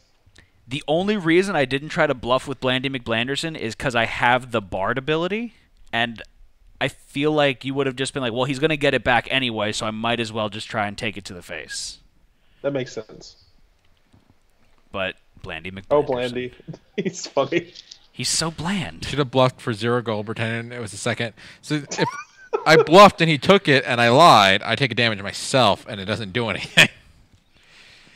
Yeah, that is one thing that didn't come up in this game. So just so people know, if you bluff, if he flips over a card and he's underpaid for a monster, or it's maybe did a mischief or something like that, if you're cheating, you get your gold back, but you take a damage. So it would have been kind of dangerous to do that.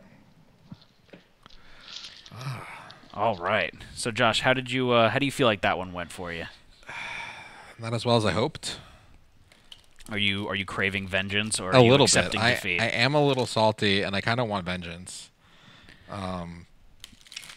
Because I punched myself in the face more than anything. You did. You did. Well, yeah, you did.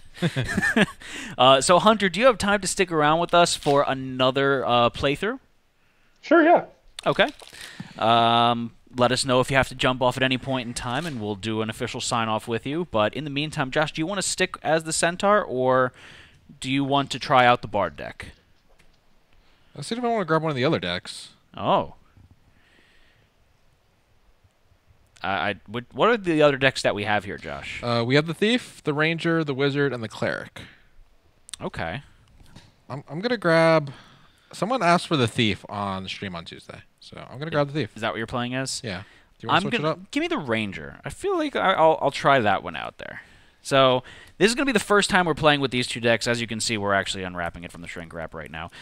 So our strategies might be rusty. It might be a little bit of play or learn as you go here. I've got no fingernails, so this is a little bit of hard opening this right here.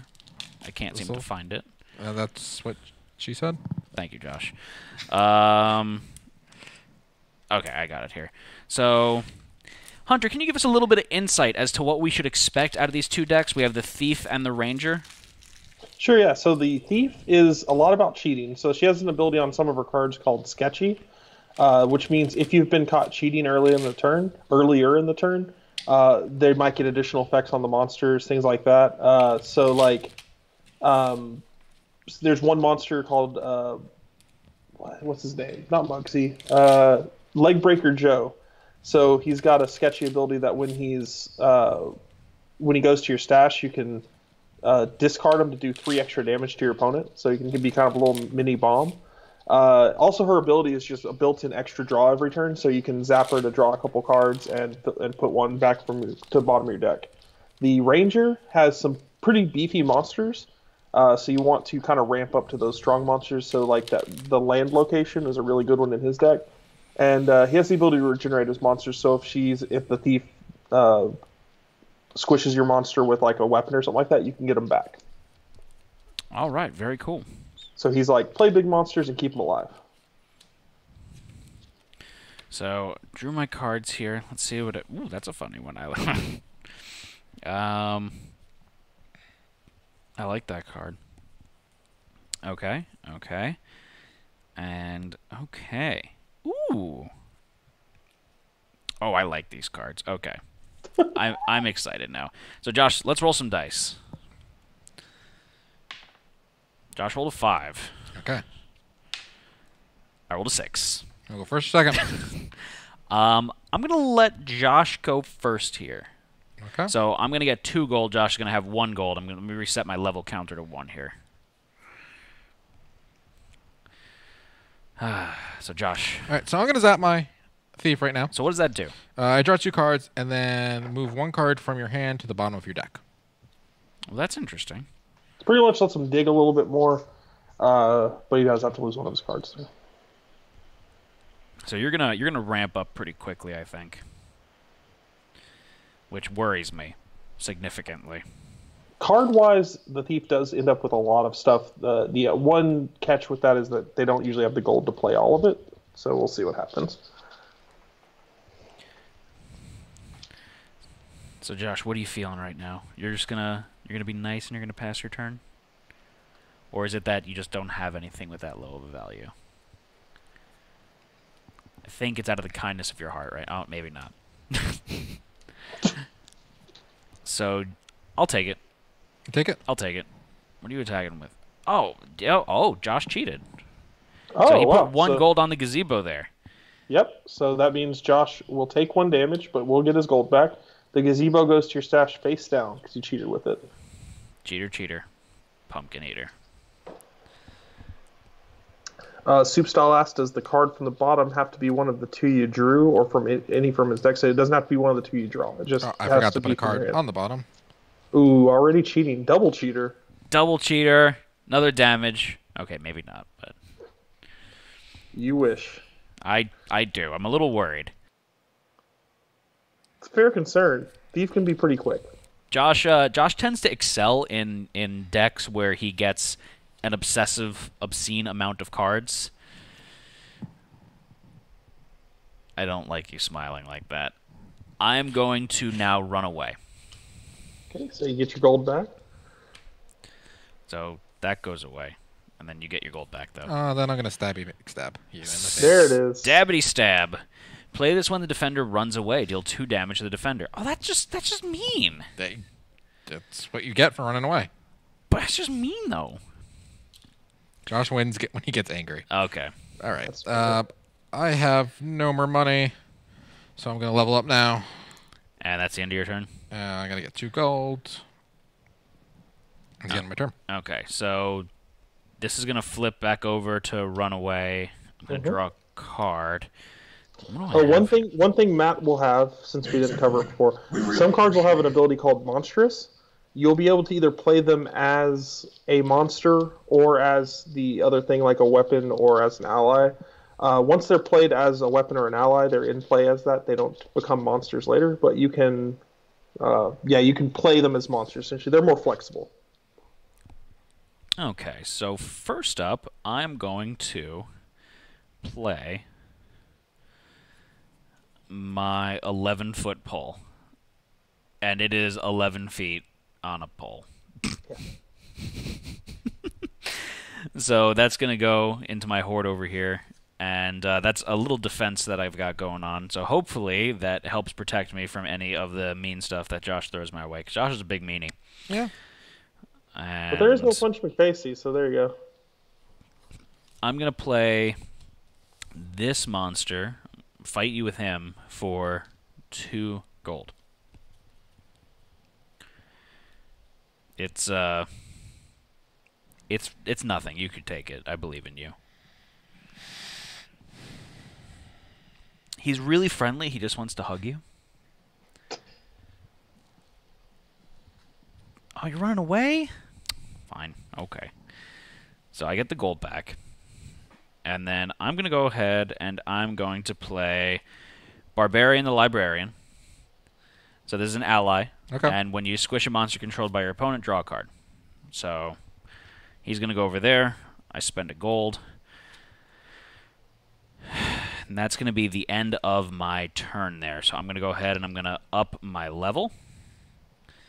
I'm level 2. I'll draw a gold, so I'm up to 2 gold. And then, Josh, it's all on you, buddy. You just activated my trap card. That's funny because there actually is a card in this game called Heart of the Cards. There's also a whole series of cards called Explodia and Explodia's Fingers and Thumb or Fingers.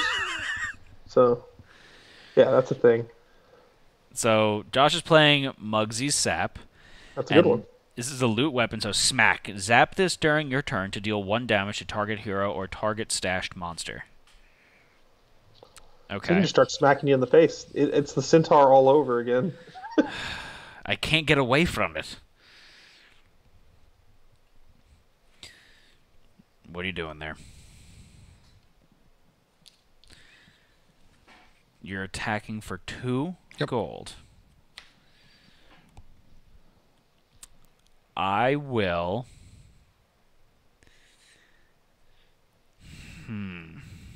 I'll take it. So, Hunter, can Yes. I block with an ally and a weapon, or multiple weapons, or multiple allies? You can definitely do that if you want. So, I'm gonna do that. I'm going to Wow, he's going all in. block with Barbarian the Librarian and the 11-foot pole right there. This will be hilarious if this is a bluff and you've bluffed everything out from him. Oh, he's not. So Okay. he's got the ferrous oxide monster. Okay, So this is going to be, at the end of this fight, squish target committed weapon. So he's So going to his ability's squish gonna my go weapon off no anyways. matter what. Yeah. He's going to squish the weapon for sure. The weapon does do its damage first, so it is going to squish the ferrous oxide monster, but he is going to take out that 11-foot pole. The 11-foot pole does block 1 damage, but that means that 1 damage does go through to the ally. So you've created a complicated combat, but ultimately what it means is all the cards go away except the librarian, and the librarian takes 1 damage. Okay, I gotcha. So he's going to go away, he's going to go away. And then on top of that, since the librarian's in play, when you squish a monster controlled by your opponent, draw a card. So I'm going to draw a card as well. Yes, and then I'm going to get a damage on Barbarian the Librarian. Yep, there you go. And then I'm going to activate my thief ability. Draw 2 cards.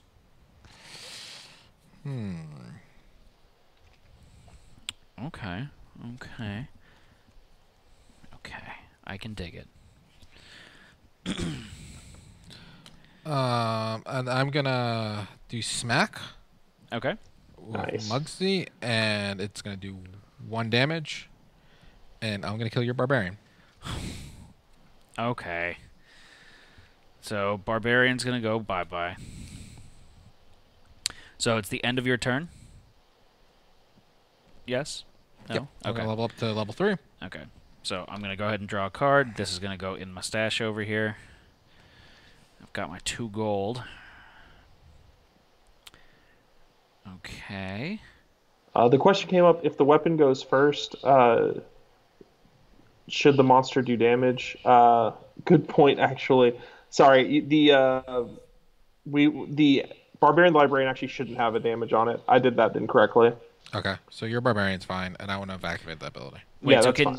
can you repeat that one more time? Why So did I not have essentially, damage? your 11-foot pole did enough damage to squish the monster first, so it just protected your ally from Yep. being damaged. Okay. I was getting too wrapped up in the damage here and damage there. I got excited. I'm excited could for all that pain. Yeah, I can understand. It was definitely exciting. Losing weapons is real fun. All right, so the allies there. So it would have 1 damage on it because you used. No, you wouldn't have squished. I wouldn't have squished. Okay. Or smacked. No smack. Yeah, smack happens on Mugsy's Sap. It's also in a few weapons in the Centaur deck, so it's kind of that catch. Do you want to use it to do damage to your opponent, or do you want to save it for defense? It's pretty much what you're going at. So I'm going to play this monster for 2. Wait. No. That's a lie. I lied. That's a big fat liar. What's new? Okay, so I'm gonna use this monster for 2. Are you doing anything, buddy? Gonna run away. You can run away. Okay, so I get my gold back at least. Yep. That monster goes to my stash. Then I'll do...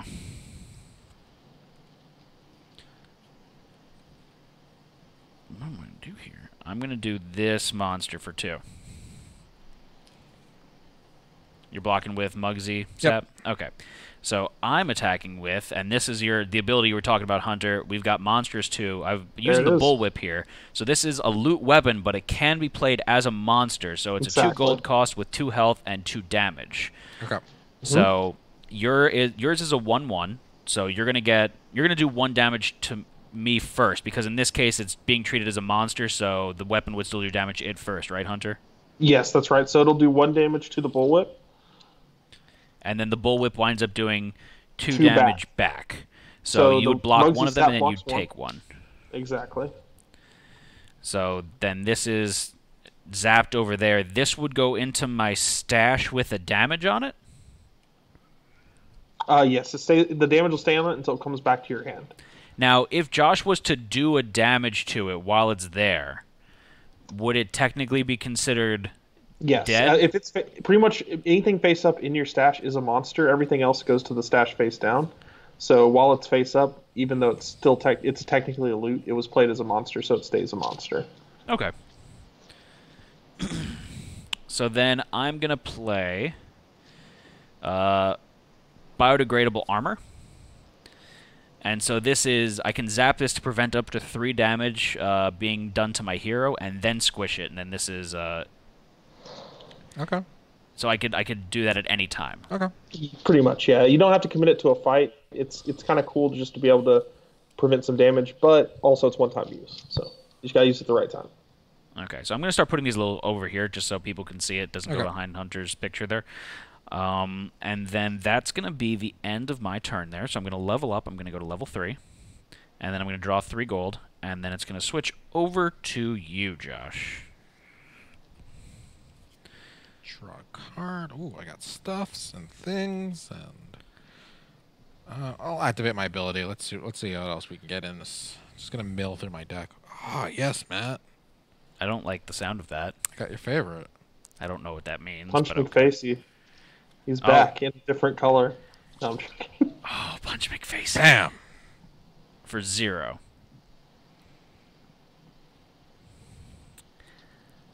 I will take it to the face. Wham. Oh, it's Blandy McBlanderson! He's done it. It's my boy Blandy. You're my boy Blandy. You don't do any damage to me though. I know. He's just hey, how's it going? He's got his coffee mug. Hey, how's it going? Just He's asking for his reports. He's just like, hey, did you get a chance to look at those TPM reports? But the question here is, does Blandy ask for the reports, or does Blandy get asked for the reports? I feel like it's the other way around. I think he's asking for a stapler. Out of all of them. I think that's the case. Yeah, I think that's where we're at. He is definitely not destroying any printers. He's the guy in the office where, you ask him, hey, Blandy, how's it going? And he's like, Wednesdays. And you're just like, yes, you say this every Wednesday, Blandy. That's Blandy McBlandy. Chat's asking if allies' damage goes away every turn. It does not. Allies will stay damaged. Ooh. Okay. So you're attacking for another 0. Yep.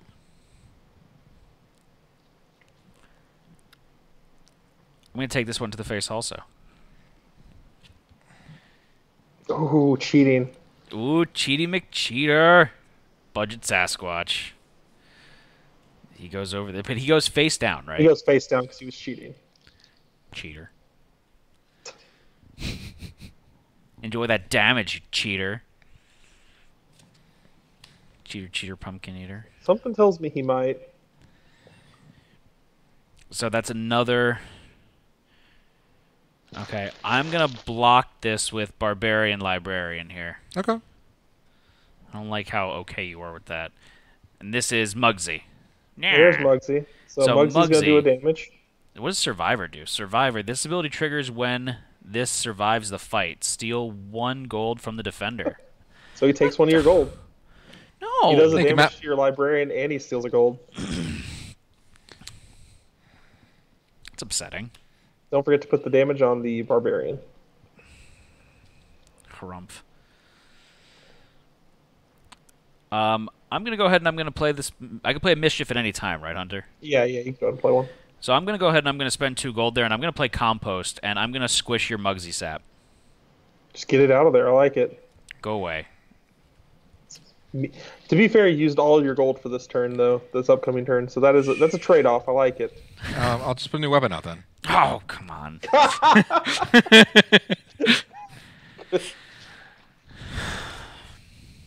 You make me so sad sometimes, Josh.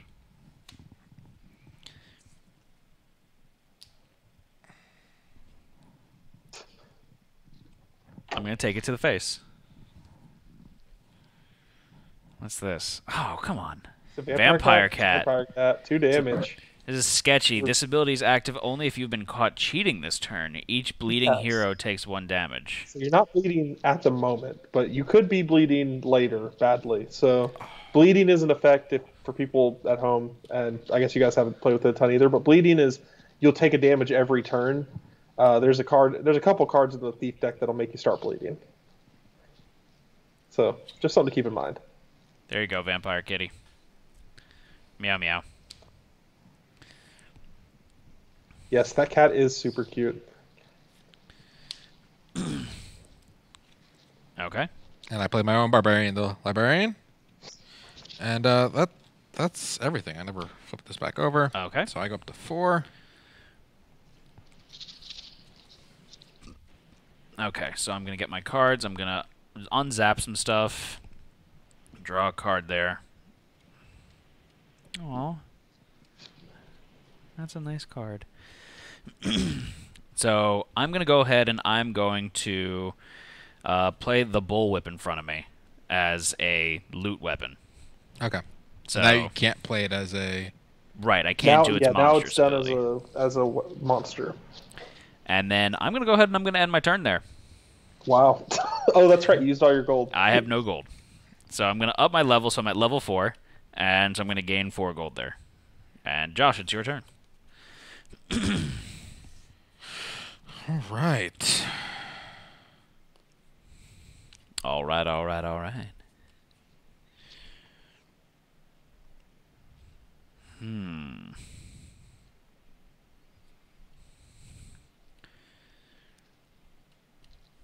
Let's see what Josh gets going for me here. Are you feeling it now, Mr. Krabs? You're going to be really nice? I don't know. You've been kind of vicious to me this round. Although you're doing... I think you've done all the damage to yourself. I don't think I've done any damage to you. Yeah, I've done all... like last game, I just do damage to myself.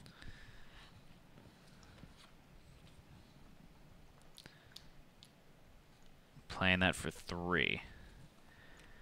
I'm going to run away. Okay. I hope that foiled your plans. I'll find out. I'm going to draw 2 cards. Oh.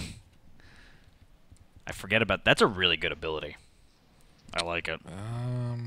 It's really solid. Going to put that card on the bottom there. Okay.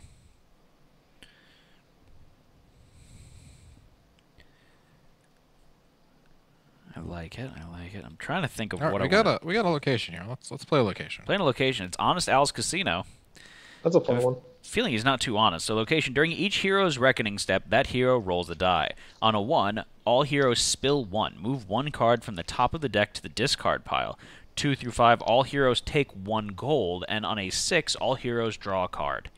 So random fun stuff is going to happen. I like it. And you're playing another card for 3. 4. Yeah, 4. For 4. I'm going to take it to the face. Taking it to the face. I am taking it to the face. All right. He just wants to use some armor. So this is... Oh, definitely the wanna Vanilla Mental!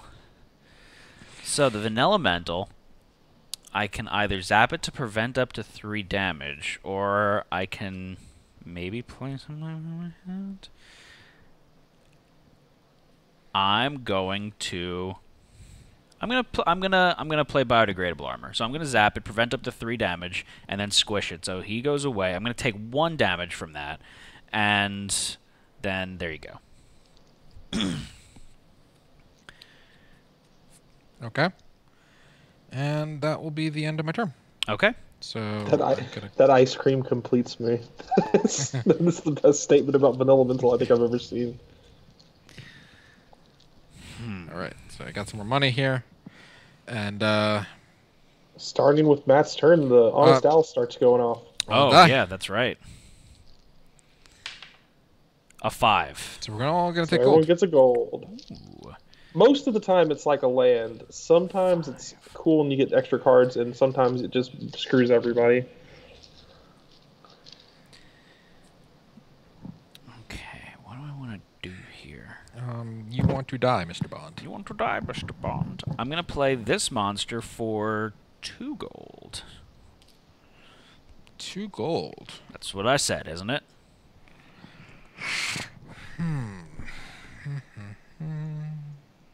Oh. What? Nothing.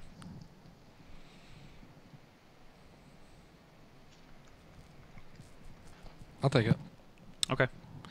So you're going to take 2 damage from the ferrous oxide monster. Take it, Josh. Put my gold back over there. Then I've got...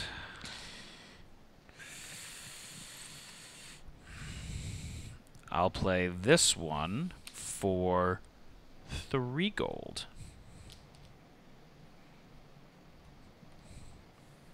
And you're blocking it with the chainsaw of Yep. bloody dismemberment. Well, I'm playing the Budget Sasquatch. Okay. So Budget Sasquatch has 3 health. So he's going to get 2 damage done to him. But then he's going to do 4 damage to you. Yep. So you block 2 of it with the chainsaw, and then 2 more goes to your hero. And then the Budget Sasquatch goes into my pile over there. So then I've got no more gold there. And, you know, that's going to be the end of my turn. I think I'm comfortable with that one there. Okay. So I'm going to go ahead and up my level. So I'm level 5. And, oh, one thing I forgot. When you squish a monster controlled... No, that wasn't a monster. Okay, never mind. Oh, it doesn't squish it anyways because it's a... I'm gonna get my It just cards blocks the back. damage. So I am going to gain 5 gold there. Draw a card. I need the... Roll the die. You rolled a 1. What is a 1? You spill You a card. both spill a card off the top into the graveyard. Oh, I lost my bodyguard. I lost another stabby. That's Good. a good one. All right. Refresh. I'm gonna activate my thief. Of course you are. Okay. I have all the cards, Matt. You do? Let me get rid of this one. I'm at 5 now. Yeah. Yeah, let's just put more weapons on in play. You got 2 more? Yep. You've got an 11-foot pole. And then you've got the I like the 11 feet on the pole. That's my automatic machine bow. So this is pay a gold to unzap this. Ooh, that's nice. So you can just Pretty keep good. blocking over and over and over again. Yep. Yes. I don't like that. I don't like that, Josh. Then you're attacking for 1. I will block that with the bullwhip. So what did you play there? Vampire Kitty. Okay, so the bullwhip is going to affect you first. You weren't caught cheating, so that ability doesn't happen. So bullwhip is going to beat you up, and Vampire Kitty goes away. And chat's asking what happens if I draw all my cards. I lose. Yeah, it's not. It doesn't always happen, but now that you have ways of spilling the deck, it can definitely happen. Also, he's got a lot of cards in his hand. Hunter, is there a hand limit? There is not. Ooh. So Josh can just be sitting there with, like, the full fan. He can go full fan on you. That is an option. You're attacking for 2 here.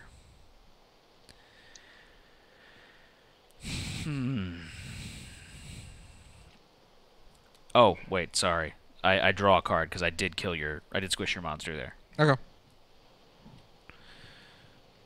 Okay. So playing for 2. I'm going to go ahead and I'm going to run away from that. Okay. You seemed a little too happy with that decision. It's fine. It's fine. You're attacking for 2 at that one now. You're attacking with 5 for that one. Yeah. Okay. I will... Limp away. I'm going to take it to the face. There you go, Matt. Oh, it's 3,872 orcs. Right to your face. That is brutal. But you know what? I'm going to spend 2 gold, and I'm going to doge that. Ah, that's a good one. There you go. Okay. This prevents all damage dealt by target hired monster for this fight. No doge. I'm doging it, Josh. I'm sorry. Okay. I like that it's doge. I'm gonna up this up. I get 6. Okay. And then I get to roll a die? Yeah, you get to roll die. What's a 2, Josh? Get a coin. We each get a gold? Yep. Okay. So that goes there. I have 4 gold now, so I'm going to flip this over. Unzap. These go back to my hand. And then I'm going to grab this bad boy.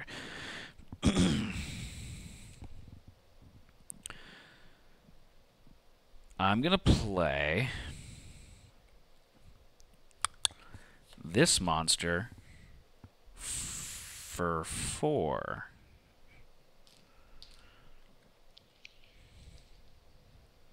Am I bluffing? Or amn't I bluffing?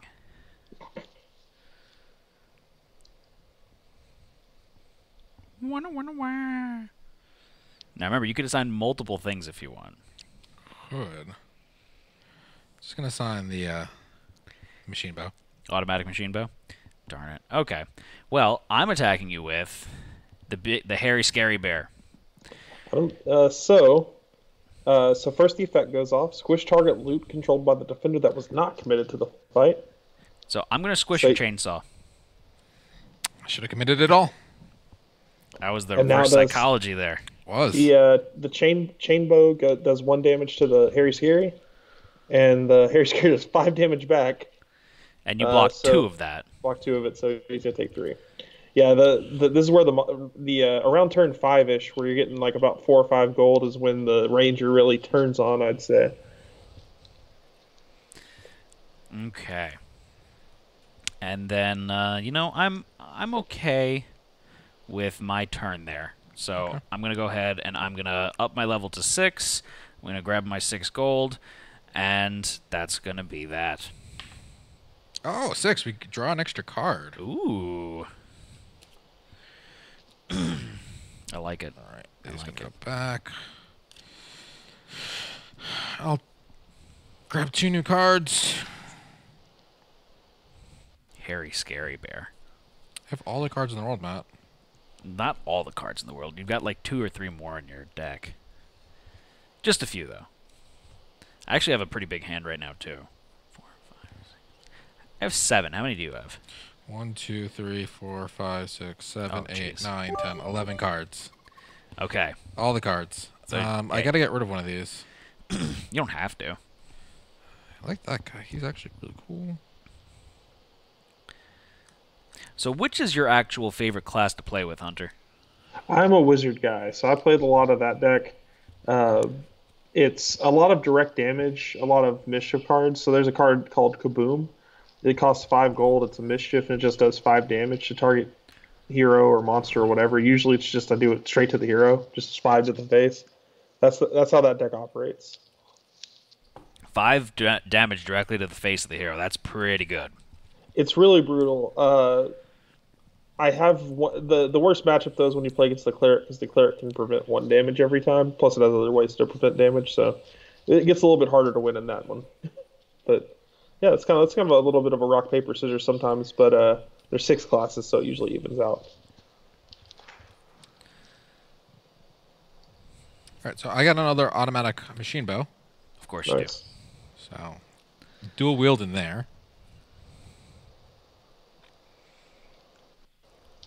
Don't be mean, Josh. Don't be mean.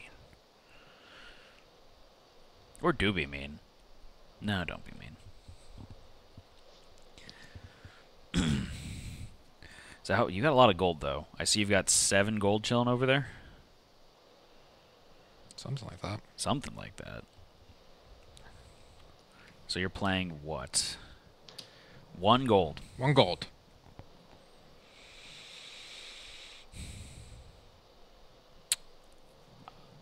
I'm gonna... What you can do. Chat's asking if there's more classes planned for the expansions, Hunter. For the first year, we're focusing on the first 6 classes. We are looking at developing other heroes. The classes themselves, I don't believe are changing. I think it'll be the races will change, and the abilities, of course, will change with that. But the colors you see, the 6 colors, are kind of the staple colors right now. Those are what you're going to be building within. I'm going to block it with the bullwhip. I think it's a bad idea, but... What'd you play there? It was a cheat. Oh, you cheater! Oh, you get that gold back. But his thing stays blocked? It does stay blocked, yeah. You take a damage, but you do get your gold back for that you put on him. Oh, I get it back. Yeah. Awesome. Cheater, cheater. That was a good cheat. Was a good cheat. Pumpkin eater. Still no skewers. That is, yeah. Don't let them know about skewer yet, but yes. Will we see the Munchkin Nomicon in later expansions? I don't know, actually. I mean, we have some regular Munchkin references, but we're trying to create some original stuff for the game, so you might see some references, you might not. We do have a lot of undead in one of the upcoming expansions, which will be pretty cool. He did take a damage, yep. For cheating. Matt, what are you doing? 6. What in the world? I'm going to take it to the face. Oh, you're I think taking I it know to the what this face. is. I think you're bluffing. I don't think he's bluffing, man. Oh. Oh, no, he's It not. took me a second to remember what he had, but yeah, this is brutal. Deco So- Gorgon.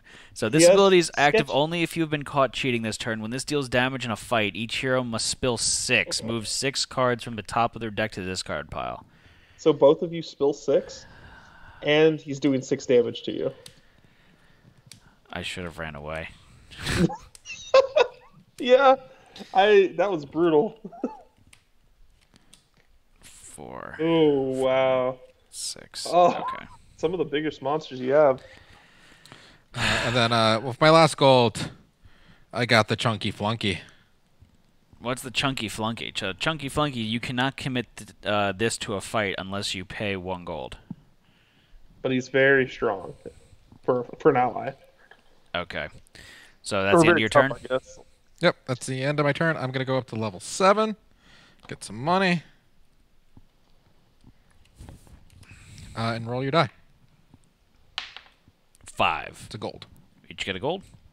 Yep. Block on your face, not a good plan. Famous last words, Matt. But we're at the same damage. We're both at 11.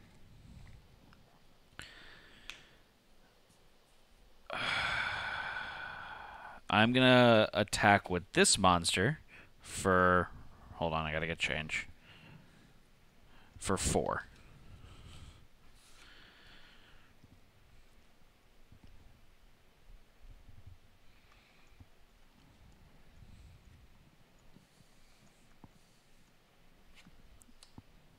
Blocking with everything there? Yep. Okay. So I was hoping you'd do that because I played the ferrous oxide monster. So at the end of this fight, squish target committed weapon. So I'm going to go ahead and I'm going to squish one of your these guys here. Okay. So you do block all the damage from it, and then he's going to wind up getting squished as well. Yep. And I'm going to draw a card. Ooh. But then I'm going to go ahead and I'm going to zap my hero and activate my hero ability. So when my monster gets squished, instead I add it back to my hand. Okay. Or, I'm sorry, to my stash pile. Face down. I would assume. Okay. So, what do I have here? Then I'm going to play this card for 3 gold.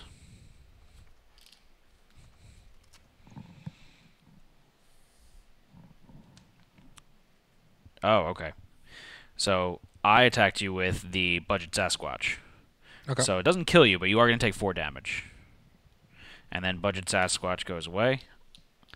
That's the rest of my gold there. All right. And then I'm going to go ahead and I'm going to play Biodegradable Armor.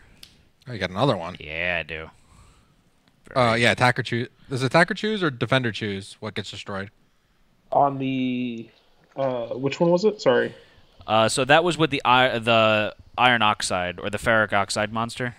Oh, the attacker gets to choose that. Okay. Yeah.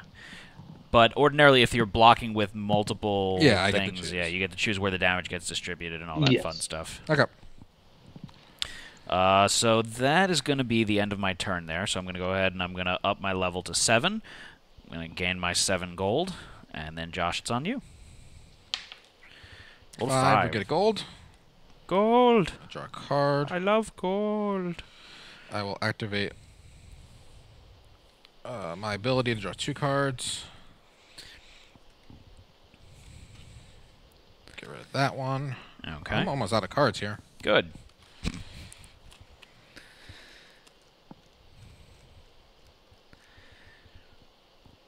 Okay.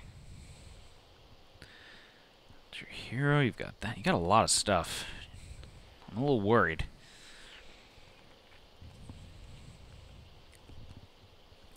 So what are you going to play there, Josh? Got 8 gold, which that's very troublesome. You playing that? Yep. For 0 gold. Yep.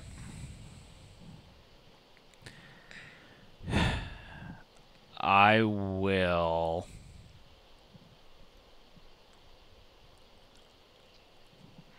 I'm going to run away. You gonna run away? Yes. Okay. Run away if you want. I am. I am going to run away. I'll play this one for 2 gold. I'm going to...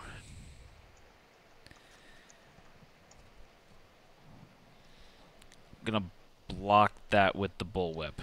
Okay. There you go, Matt. Oh, it's your ferric oxide monster.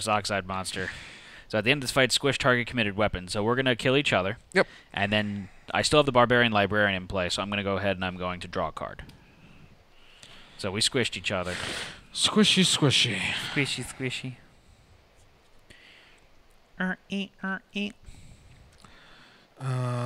Since chat's been asking for this, we're gonna do the skewer. Skewer. So skewer is deal 1 damage to target opponent and stick this to their hero card. Bleeding 1. This deals 1 damage to that hero during their reckoning step. Oh. Oh, that's not nice. So you can take a damage now. Okay. And then every upkeep of mine, every warm-up phase, I'm going to take an additional damage. Yep. Ew. Yeah. That's not nice, Josh. No, it's not, but it is fun. I mean, fun is a subjective term. I think the statement is, it's fun to him. Okay, so where are you at there, Josh? There you go. For 0? For 0. I will take it. There you go.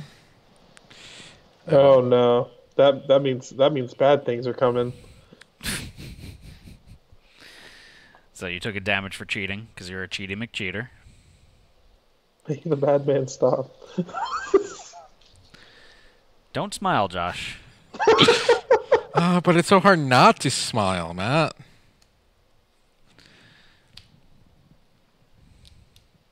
What's that? It's a 2.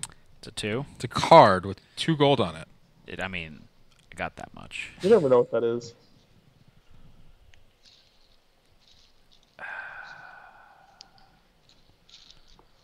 I'm going to limp away. Gonna limp away, take 2 damage? Yes. Wow, bold move. I like it. All I right. don't remember if that's a good idea or not, but I did it. I guess this is where you find out. I've got more damage than I would have liked, but There we go. Oops. I'll take it to the face. All right. This is Muggsy, so this is gonna 1 do damage. 1 damage, and then if this survives, then you get to steal gold from me. That's just rude. Yep, yep. I could use the money, though. He did the damage. Did you put a damage on my card? Or you No, just... I did not. Okay. So what are you at, Matt? I'm at 15. 15. We're getting close there. All right. And then last up, I got a bodyguard. Okay. He's gonna help me out a little bit. And I only have 1 gold left, so I'm not gonna do anything else. I'm gonna go up to 8. Yeah, I rolled a 6. We're going to get drawn a card. All right. Ooh. Okay. Okay. So, Hunter, with the ally cards there, it's the same effect as a loot, so it's going to only block however much damage it has in the heart section? A little bit different. So allies, they can only take that much damage, then they're squished. But no matter how much damage you deal, they're gonna block it all for you. So they there's a little bit of a trade-off. So the weapons can kill or can squish monsters, but they can only block so much. Allies can't squish monsters usually, but they block everything. So All we'll right. give and take. So I took my bleed damage. Flip over your limp away. Flip over my limp away. I'm going to go ahead and I'm going to pick up my 2 cards there, and then I have to draw my card. So I drew my free card. Now I have to draw my actual card. Okay. This is a tight one. It's another close game. Yes, it is. I'm going to play this card. I think if Matt can't defeat me now, though, it might be game over next round. Yeah, the bleeding damage is rough. I'm going to play this card for 3 gold. 3, 2. And I also have to refresh my... 3 gold. 3 gold. You got allies, you got weapons, you got all sorts of stuff happening. Yeah. I will take it. I'm gonna spend 1 gold to put out a Chunky Flunky. He's still got a health left. Okay. Useful. So I attacked with the Crusty Disgusty. So when this deals damage to a defender in a fight, so it's dealing damage to his ally right here. Yes, yep, is doing damage. You're going to get 1 damage to each monster in your stash. So Muggsy's dead. Muggsy's dead. And because Muggsy's squished, I draw a card because of Barbarian Librarian. There you go. Combo. So he's okay. He's in my stash over there. All right. Then I'm going to...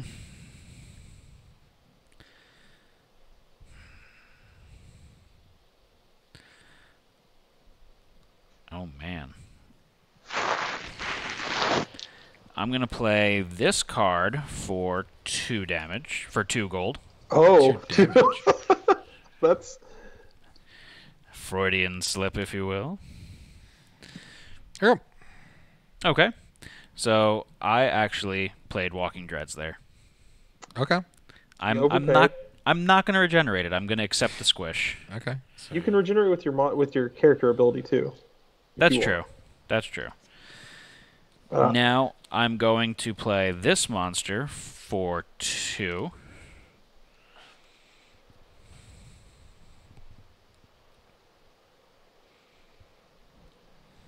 I'll untap this and defend it again. Okay, so this time it was the ferrous oxide monster. Ooh, good one. So now we're both going to kill each other, Okay. or squish each other, if you will. All right. Okay, You're out of so money. he's El Squishied. And then I'm going to do something. You know what? I think it's time for the hammers. It's hammer time. Okay. Nice. He's got some defenses. There's some defenses here. Yeah. So I'm going to go ahead and I'm going to up my level to level 8. And I'm going to draw 8 gold. And chat's gonna ask if you're gonna take your card back. What card? Your If you monster. want to regenerate the ferrous oxide. I Oh, think is yeah, what- you know what? I am going to do that. I do want the ferrous oxide monster back. Okay. Can I have the Yep. die, please? Go for it. A I roll 3. That's an extra gold. All the gold. I'm just gonna draw my card. Okay. So I also got hammer time. I guess we got to stop. It's hammer time. I'm gonna grab 2 God, cards. this is tight. There we go. I'm gonna get rid of this card right now because I'm not gonna use it. Sorry, Josh. I think you'll win from the bleeding. I might win from the bleeding. Yeah. I like how you apologize to you. Like, sorry, Josh. I think you have to win this one. Sorry, you Bad might get your news, man. vengeance You here. might win. All right. Let's start off with a 1. You're going to start off with a 1. Yep. I'm going to block that with the Barbarian Librarian. Okay. So what did you play there? Bam. Oh, that was Walking a bad Dreads. move. Okay. So your barbarian's dead. I draw a card now because of my barbarian, the Well, librarian. So hold on 1 second here. Yeah. So, yeah, that's fine. I'll take it. Okay. I'll take it. Were you about to use the biodegradable armor? Were you thinking about it? No, maybe Let's do another one here. another 1. Yeah. I will. I'll take that. I think you're bluffing on that one. Yeah, you take another damage. Jesus. Okay. My walking dreads. Ooh, every damage hurts. I only have 3 left. And you can effectively call that 2 left. So this is a 0. You're Yeah, doing it's a there? 0. I'll take this one. This is Take your, it? Yeah, this is your bluff. Oh, it's the LeMay Goblin. Oh, screw you, Lame Goblin. I have to use my biodegradable armor here. So I'm gonna zap this and prevent the damage from that. That's brutal. But you do take 1 damage to the thief for playing him. Oh, yeah. 'Cause it deals with I take 1 yourself. damage to myself. I forgot about that. Yep. Right.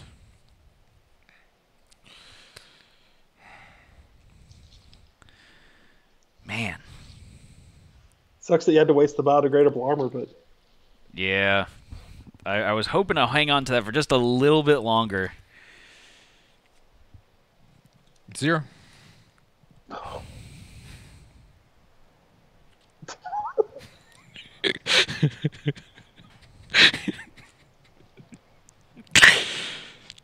I see the best Matt's face, just like I don't know what to do. I'm gonna try beautiful. something weird here. So I'm gonna play Ooh Shiny. So I'm paying a gold. So I unzap my hero, but I did it more for the Recycle 1 ability there. So Recycle 1, I may draw a card if you do move 1 card from your hand to the bottom of your deck. Okay. So see if you can top deck Heart of the Card style.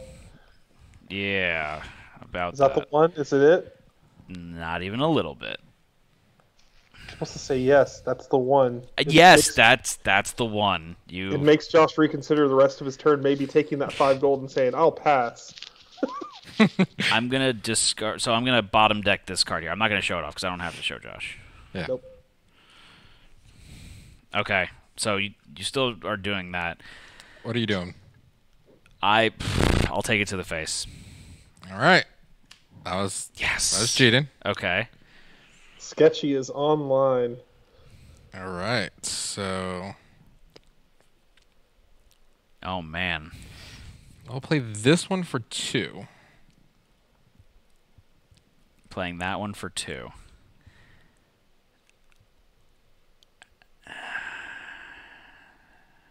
I'm going to hammer time that one. Okay. What did you play? Leg Breaker Joe. Joe. What's Good this? choice to hammer time. So, Sketchy, this ability is active only when you've been caught cheating this turn. While this is in your stash, you may squish this to deal 3 damage to target hero or monster. Oh no. So if if that made it past him and was face down, can I still activate that ability, Hunter? It would have to be face up. So It have to be face up. essentially, he has to get hired and do his thing. Okay. So luckily enough, I squished him. Okay. You did. That was brutal. All right. There's still gold left over. Oh. Is it skewer?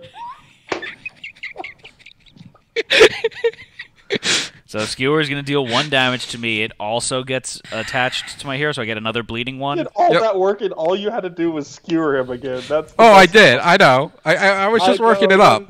That was mean. He was being a jerk. To be fair, you did have to get rid of that biodegradable armor, so I think that's fair. Yeah, I did have to get that. So, I level up. Okay, so question for you here, Hunter, is what is actually the order of operations here? So you're going to the beginning of the steps is flip. It's warm up, so it's flip your token, unzap your hero, reckoning. So that's where when does the die roll happen?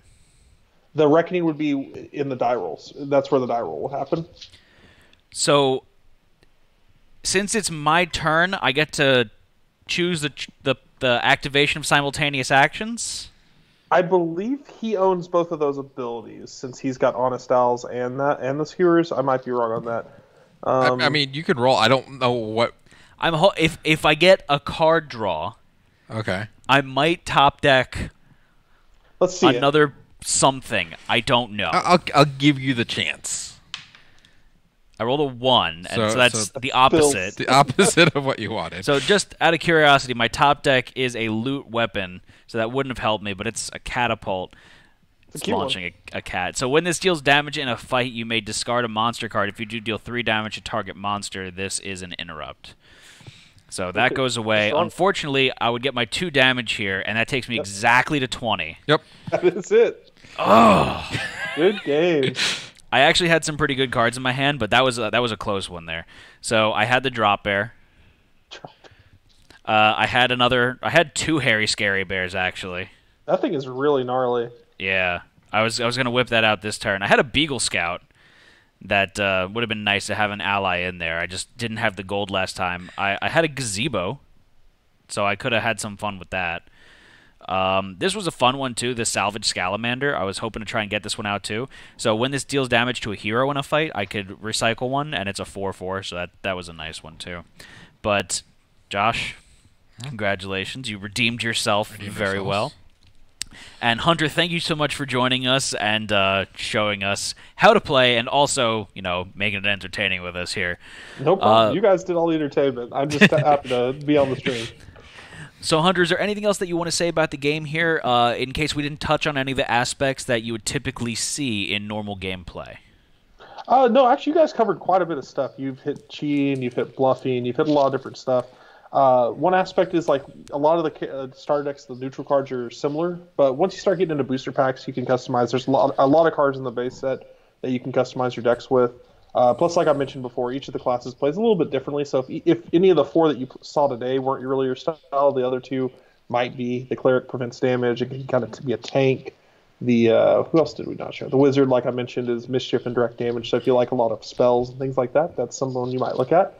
But yeah, I just want to mention again that Desolation of Blarg releasing later this month. We'll have pre-releases around the country. There's a lot of different stores doing them. Definitely pre-order at your local game store, since that first wave of boosters is going to have a higher chance of getting rares. That's actually a pretty cool little bonus in that first wave. I would like some of those booster boxes if I can get them. So we're really excited about that. And then regionals coming up, and definitely check us out at Origins. We'll be at C150. Awesome. So we've got a couple booster packs here that, if you don't mind sticking around just a few minutes longer, we're going to crack open some of these boosters and show them off, and then you can kind of talk to some of the cards a little bit. Okay. All right. So first up, I think we're going to open the basic booster pack, and then we're going to get into the Desolation of Blarg stuff. Let's see if we have anything cool here. Oh, so Yeah. I got, right off the bat, I got a thief one for you. So I got Amscray. So fun one. Amscray is play when checking for cheating, and then you're going to reduce the damage of target monster to 0 for this fight. Mm-hmm. It's kind of like Doge. It just specifically works on monsters. Okay. Of course, another Mr. Barbarian the Librarian, everyone's favorite.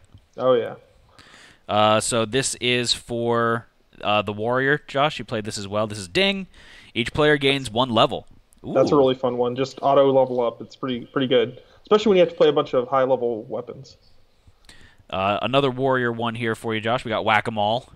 You'll definitely want to add that to your deck. I think the deck comes with 1 or 2. That's a really good one. So it's a 3/3, and it's got Smack. So you can zap this during your turn to deal 1 damage to target hero or target. So couple that with the warrior hero card, and man, that's it's killer. More budget Sasquatch. Everyone loves budget Sasquatch. It's a good one. It's just a good monster. The Unfair Grounds. So this is for the wizard deck here. Mm-hmm. And so this is a location. When this comes into play, if there is a copy of this card in your discard pile, squish that. When a monster deals 3 or more damage to a hero, that hero takes 1 gold? Yeah, so pretty much if you get hit in the face really hard, you get to take gold. Okay. Office of Dewey, Cheatham, and Howe. That's a fun one, too. That's a good one for Thief. When any hero is caught cheating, that hero takes a gold.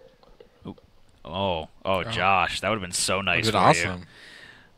The Goblin Kaboomer. That's another fun one. So it's 1 gold for 3 damage, so it's just really strong. The catch is if it survives the fight, you squish it. So it's a one-time use, and then when it's squished, it's removed from the game, so it doesn't even go in your discard it's super pile. one-time use, yeah. We've got the Hillbilly Ogre. This is 6 gold to play this one. Yeah, it's... So this is a 5/5 though, and if the defender's bleeding, reduce the gold cost of this by 2. Ooh. Yeah. That would have been also good. Aggro-Bat. It's a fun one. That's definitely a fun one. I mean, it's your typical aggro card. So so it's a beastie. The actual creature types or monster types in the next set are going to come into play a lot more. So cards like this might be seeing a lot more play. We've got Kova. That is John Kovalik on a card. We made him draw himself. That's awesome. So he's a 7/7/7. And then this one here looks a little different than I'm used to here. Can you talk about this one here, Hunter? Yeah, so that's an X rarity card. X's, I mentioned, are some full art. So this is the Elvish Impersonator. It's a full art version of it where the text is kind of overlaid onto the art. So you're just getting a little bit more art on the card instead. Very cool. So, Josh, That's what did a really you get? good one, too. I got Glassjaw. Glassjaw. He's a dino. He's cool. He's 2 gold, 3 power, but he's stealthy, so you can't be targeted. So you can't hit him with the Centaur ability or anything like that. Ooh. So he's bobbing and weaving. Pretty So you got some typical ones that we see there, like the Barbarian Librarian. I got Liar's Dice. What's Liar's Dice? So use when a hero has rolled the die, and then zap. The hero must ignore the die result and re-roll. This is an interrupt. So if they're rolling for, I know that you had one card where it's the RN Jesus. Yeah, and its damage is equal to its die roll. You roll a Yeah. d6, and that's what the damage is equal to that turn. So if I was to roll a 6 on that, you could be like, no, you're re-rolling that. So then we've got Mark Market. So location, this comes into play zapped. When a hero is caught cheating, that hero targets a stashed monster. This deals 1 damage to that monster. Oh, man. You're adding that to your deck, aren't you? There's a bunch of thief cards in here. The long shot. So this is That's a fun one. a Another one weapon. with So die that's roll. 2/0/2. But it's when you commit this to a fight, roll the die on a 1. This die, the die roll has no effect. 2 through 5 gains 2 damage until the end of the fight. 6 it gains 4 damage. So you have a your long right. shot chance. Yeah. Oh, you did get all the thief cards there. I did. So the Dagger of Treachery. When you were caught cheating, collect 1. And so that's just going to be where you take the token. Let me refocus that camera. This gains 1 damage for each token on it. When this damages a monster, return all tokens to the stockpile. So it builds up, and then it's like a one-time use super stabby. Pretty much. Okay. We've got another one of these different-looking cards 4. here with There it is. Beelzebub. So yeah, and Beelzebub is cool. When you hire him, you can take a damage to get your gold back, essentially. Oh, okay. Everything else is stuff we've seen. Okay. Okay. So then we've got our Desolation of Blarg cards here. So these See all the rares we get. these aren't Yeah, we'll out see if- yet, right? These are not out. These are coming out May 30th. So the pre-order should be open at your game store if you want to check that out. But yeah, so we'll see how many rares actually come in these packs. I'll point them out as we see them. And so one in every quite a few packs would be all commons and uncommons, but that will be the rarest pack in the set. So we got snakes on a plane. Yeah, we're ashamed of this. I know. So is that a Rangers? I can't tell. I think that's green. Yeah. So, yeah. So It's got the little yeah. leaf. Yep. Oh yeah, the leaf there. 1 gold for a 1/1 survivor. You can squish it to draw a card though. So and it's got regenerate 1. So you'll notice a lot of the reminder text gets taken off in the first set. So you can actually have more abilities on 1 card. Okay. We've got the accident. I love that art. Whoopsie. Probably gonna be fine. So this is another one where you get to roll a die. So again, that liar's dice comes into play. So it's a 1-cost mischief for the, and that's a rare. So we've already hit our first rare, which is going to be probably common. So on a 1 to 2, you take the damage on the die roll. On a 3 to 6, the attacker stashes the card. So it's a way to get rid of cards that are attacking you. This one's perfect for Anne. So one of our other streamers there. This is analysis paralysis, and that's something that she suffers from on a regular basis. I love cards like this. This pretty much makes it to where your opponent has to decide which half of their hand to get rid of and what half to keep for the turn. But that could be really nasty with that card where it's Or I have half my deck in my hand. Well, also, you couple that with the fact that you can do damage equal to the number of face-down cards in the opponent's stash. Oh, yeah, absolutely. So this is a Centaur card. So, like, if you're playing against someone like the Thief who's being drawn all their hand, has, like, 12 cards, you make them put 6 of them in the stash, then you hit them for 6. Also, that's a very rare, so that's a little bit rarer than rare, technically. We've got, keeping with the theme of Twist Gaming, we've got the Overcharged Rhino here. Nice. This is another one playing along with the overpayment theme that the Centaur has. This one lets you kind of tutor up another monster. The Hippopede. This is ridiculous looking. I got one of those too. So much. I hate that thing. It creeps me out. It's got like soulless, lifeless eyes. No, it looks like a Funko Pop, but more evil. And then Josh, this one's for you, buddy. This is Cheaty McCheaterson. There he is. So use when you started a fight and the defender is ready. Zap, move your committed card to your hand and move the committed gold to your purse. This takes 1 damage. Nice, okay. So it's basically you're forcing them to commit their defender, and you're like, nah, I'm not doing anything. Yeah, pretty much. Josh, is there anything you want to show off there? This is the Gambison of Gambling. Oh, nice. That's a common one. Another roll of die one. It has a lot of effects on there. So on a 1, you take a damage 2 through 5, prevent 1 damage to your hero, and then 6, prevent 2 damage to your hero. Okay. This one's really nasty. This one's nasty. This is the Plains of Pain. Oh, that's a good one, yeah. When any hero hires a monster, all heroes take 1 damage. That's just brutal. Oh! Don't hire monsters. No big deal. It's only considered hired if they get flipped face up, right, Hunter?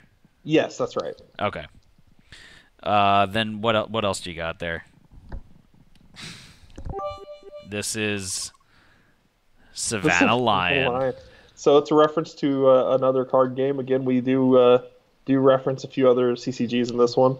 It's got an overpay effect. It's got liposuction, so it can heal when it deals damage. That's another thing the cleric has a lot of. So some of its cards deal damage and they heal you. I like that it's called liposuction. Got a sticky shield. Sticky shield.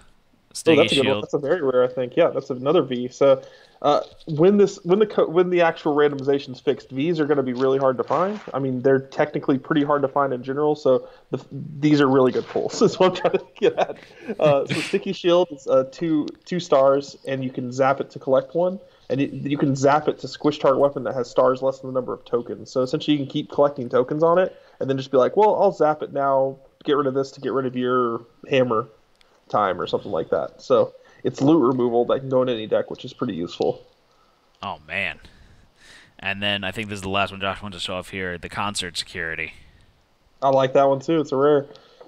3 gold, nice 3/3, good body. Remove target committed ally from the fight. So pretty much, if you zap the librarian, put him into play, you can just be like, no, go away. Also stay zapped. So you've used it, and it's useless for the rest of the turn. And it didn't even get used for the intended purpose. That's awesome. All right, so yeah, I could definitely see where it's going to be a lot of fun doing the deck building side of this here. Oh, So yeah. we would use these boosters to supplement, and one of the things is I believe we have to keep our decks at the 40 cards, right, Hunter? Yep, 40 cards, not counting your hero card, but yeah, 40 cards. All right, fantastic. Hunter, is there anything else that you want to add this evening before we say goodbye to you for the night? Well, thank you guys for having us. I really appreciate you playing the game. I hope you guys had fun with it. I hope everyone had fun at home as well watching. Again, double check your game store. Definitely pre-order the next set. It's going to be hopefully pretty popular with the weird printing issue. So, as you can see, we definitely pull a lot more rares. But yeah, check out your pre-releases and play your local game stores. Thank you so much for joining us, and thank you all for watching at home. Stay tuned. We're going to go into a first impression session just after this where we talk about our favorite aspects of the game. But again, thank you, Hunter. We really do appreciate it. And everyone, go check out your friendly local game store. Go check out in retail. And when Desolation of Blarg comes out, go get yourself some rare cards that aren't really rare when they're right up off the bat, but they're going to be rare eventually. There you go. That's the best sales pitch I've seen for it. All right. Good night, everyone. I'm Matt. I'm Josh. And we are Twist Gaming. Take care. Night.